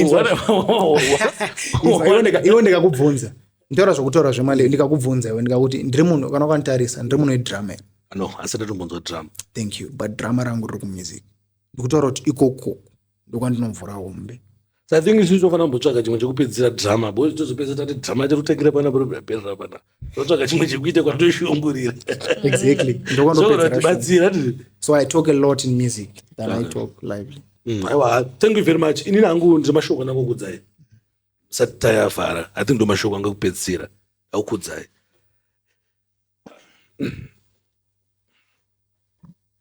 kamera yangu ndeipera ndiri kubatsira vanhu naomwana kundiona Prophet DJ Sparks. Prophet Spark guys atirambe hedu kuti vanhu andadza kuwirirana ndika mubvunzo wangada kubvunza ndeyekuti handikukudzoseresa ndabvunza mubvunzo handa kukudzosera kumashure mbijana Kalonga kuti makanyarana and now takufungudza kuti takaona vanhu vakanyarana ndika tofungudza kuti magangsters anenge achitora advantage yevanhu ivavo vanenge vachiva manipulator zvokuti papanonge wakaprogramwa uitoziva zvekutaura nezvisizi zvekutaura zvokuti kana pakunzitaura pfungwa dzako unozoti hapataurwe baba watopedza ndo level yekuti hatisi kuzvida mungona mudaro but neyangu yangaita kuti nina kukubatsira ini ndeyekuti nyange zvikanzi zvaoma sei ine handida kufarira zvakaitwa nanyati family pedzera nyaya dzenyu dziri too serious edze kumba bozi unozoshamisika panyaya yako iri too serious pana Sparks vari kuipinda nyaya iyoyo zvisiri serious unofila disappointed unowanondiwenga bozi ninishaya kuti right attitude ndeweiko apa padhiriri ukamudhara akagara apa ndekeiko aka padhiriri kuimimi matobva zvishuwa vanogara upo kumushoka wako vanogarawo vatobva kuCape Town mabva kumushoko kuya kuti mutaure kuti muyamba muchingotiudza nyaya dzeblue you see so aindokumbirisa hangu andika aya mashoko akubva kuna Prophet Sparks. Kana mangotedzera zvekumba kwenyu guys chingopedzera kumba kwenyu. But it's just that you were short up a podcast yatiri so I'm bound kuti ndikupindure. Pindura ina so here's the thing mfano wangu zvakaita kuenda ku attitude lively. So here's the thing. There is a number of things that are posted zvese. If you have to post something and then chobachaita and then it comes out to be a scandal, kana chikabuda any mistake and then it comes out to be a scandal. Tiri isusu tazviita. Then kuti nyaya ipere inofanirwa kuperawo pamberi pavanhu. So here's what I believe. Wait. Miranpedzi. So here's what I believe. Kana zvinhu zvakaresveka pamberi pavanhu. No, zvinhu zvakaresveka pamberi pavanhu. Zvinhu zvakaresveka vasazoburitsi kuone mumwe munhu anemakuwa. But zvakatolika. But already damage was done. So here's the thing now. So like for Tito, that's a big name. That's someone who we know, in terms of like therapeutic like approach and then like where is on that wisdom she was the perfect person to talk in Nanya. No, so chinzo menpedzi saka nini hangu point yako ndo crash apa kuti pautaura kuti kwanzi zvaifanwa hangu pedze kwakuyo wangu kune zvimwe zvinhu zvokuti dai zvakatopedzekwa kuseri uko dai musina dai nyaya yakatongopera yakaloda ichita kunge mune muntu uri neside rimwewo so inini with also how I know my young brother Nyati because munhu kuti inini ndine relationship nevese ka Taiti is my brother Nyati ndoira nawo vese so decision yakatora obvious inini ndaka yakwandira kanditi should I do this obvious in nangu ndamuza kuti don't aindopenga ngubadekuti abadonda pandrekuti since zvakatongoitwa kudhara ka there's no problem because zvazvagara yanga yagara yatochiva kuna Nyata isisiri problem yakutouya kwamuri makazodzokera ikoko nemango macouples aya kana aikudodzeka because ona inanzi kuti kuenda kuna Tete Tuda kwakashata pandikuti kuzoenda kuna Tete Tuda moita program because ona Kingman atamboti tinoda content indotoda content baba and hit that content but kuti tizoende tichigadzisa zvinhu zviri serious kudaro tana masina aya anakika chamaona masina aya mdara internet inenge yatichengetera zvinhu zvisafe okay I feel like ubanamezesho ona here's the thing now unoona kune mwe munhu let's say angaitoita go through that situation let's say family yana Nyati and then that person angononga right now after that meeting yakazvirona attitude azokwanisa now maybe yange tori make up yange ne same situation watozogadzirisika ne video rakona but you chione video yapana takagadzirisika no trust me okay but ona in according to me I'll tell you the truth I know that Teretuda andowaziva zvakanaka chaizvo I know ndakaromboshanda nawo 100% I know kuti zvinhu zviri deep chaizvo watozvitaura kusera ndati pane chakagadziswa baba ichichiona zviripo ndisandoro kuti zvinhu zvokutogadzira chaizvo maybe I think ndifana kumboona futi video yacho but ndaona ngapana chaparonzere point yawo wangoti po mwari wachitikomborera wanzere point yawo zviri deep chaizvo unazogadzirisa nyaya chaizvo trust me Teretuda talk to those children kana kuti ndezvekunyepa zvese zvisiki zvacho zvese nyaya yacho yese ndekunyepa marriage yacho inoendereiko paruzhinji thank you Kalonga marriage haisitombofana ndopapata chiti pressure vanhu vari kunyanya kuposta zvinhu zvavo nyaya iyi munoipesa muchienda kumba but ona nimirira because ona it was too much jamani yanga too serious king ona you guys should understand chinhu chinonzi betrayal ndeyekuti maunongotaura nyaya iyo even DJ Spark unoti kwanza but betrayal but ona chinhu chinonzi betrayal bona chinhu chinonzi betrayal now betrayal can only chinhu chinonzi betrayal you can only clean it up by doing zvinhu zviri plain ndikuti ininiwo ukachita mudzimai wako akakuregera kuti atozokutrust wafunga kuti ukasvika panapo toti my wife says you can see now I'm here at the studio that's transparency that's being plain so nokuti betrayal yakaitika online so now kuti as much as we don't agree nokuti zvinhu zviende pasocial but noti kana zvanga zvagara zvatoendeswa kudhara zvange zvatoenda kudhara yange zvazvatongoenda kudhara so it was bound to be zvingogadziswa paplaying. Nyaya yanga yatopera dai pasina video katobudi. Nyaya yanga yatopera. Kalonga kuda kusapota nyaya yanga inonzi wrong movie. Wakana wrong movie vanokwanira Sparks kuti apa patadzwa apa. Mdara amuende kwekwe kuti nyaya too serious. Nyaya iri too serious king. Tutazve kuti nyaya iri too serious. Yasiyana nyaya dzekuti anzi tutazve kuti munhu anotoya nechirwere chotonzi chakunda affect nini. Munhu anotoya nechinhu chekuti Sparks, I understand, but tongotaura nyaya dzekuti isusu zvinhu zvoti we don't have control over. Tongosiya zvakadaro endoso panapa tauyawo tingotaura nezvedu izvo zvananyaya. Thank you very much. Ayangobata nziro kwekupesera papo kuti musazoite bwezi zvakumanaka. Alright, tichivhara kam apa mudhara munongondirovero tongomuka zangu akajamuka aunganipendere just like that. Miswa apa vanechera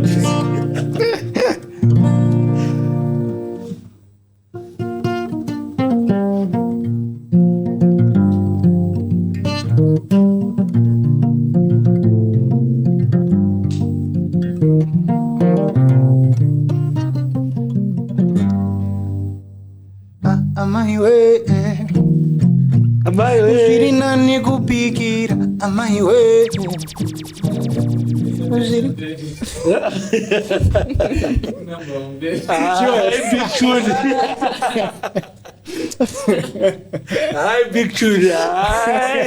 Aona zvakuzwa nenguva. Big Chud. But we have top now. All right.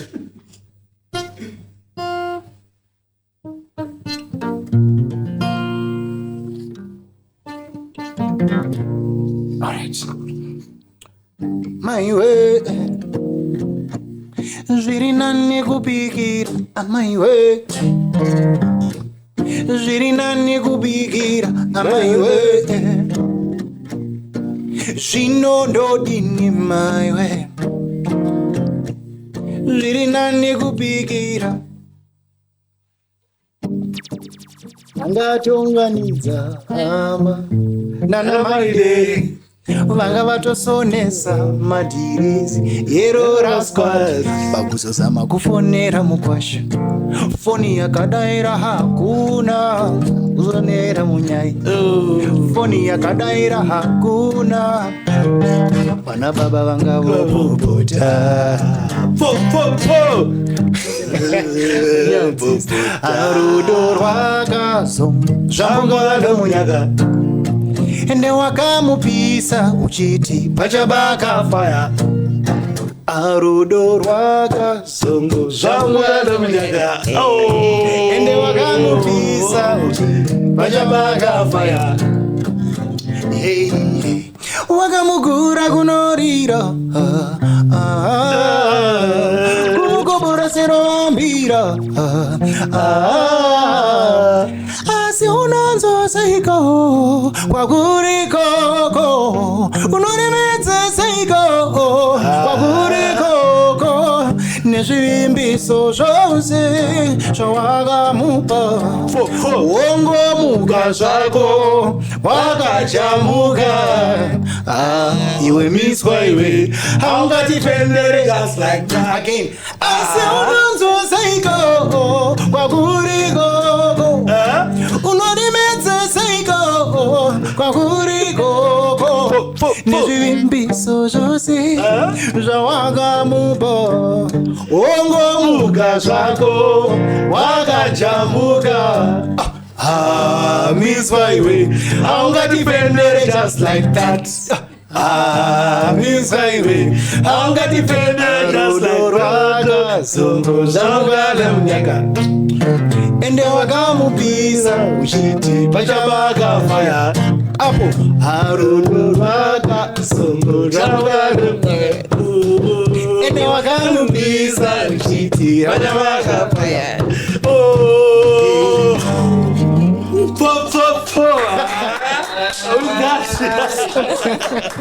With that, we are out.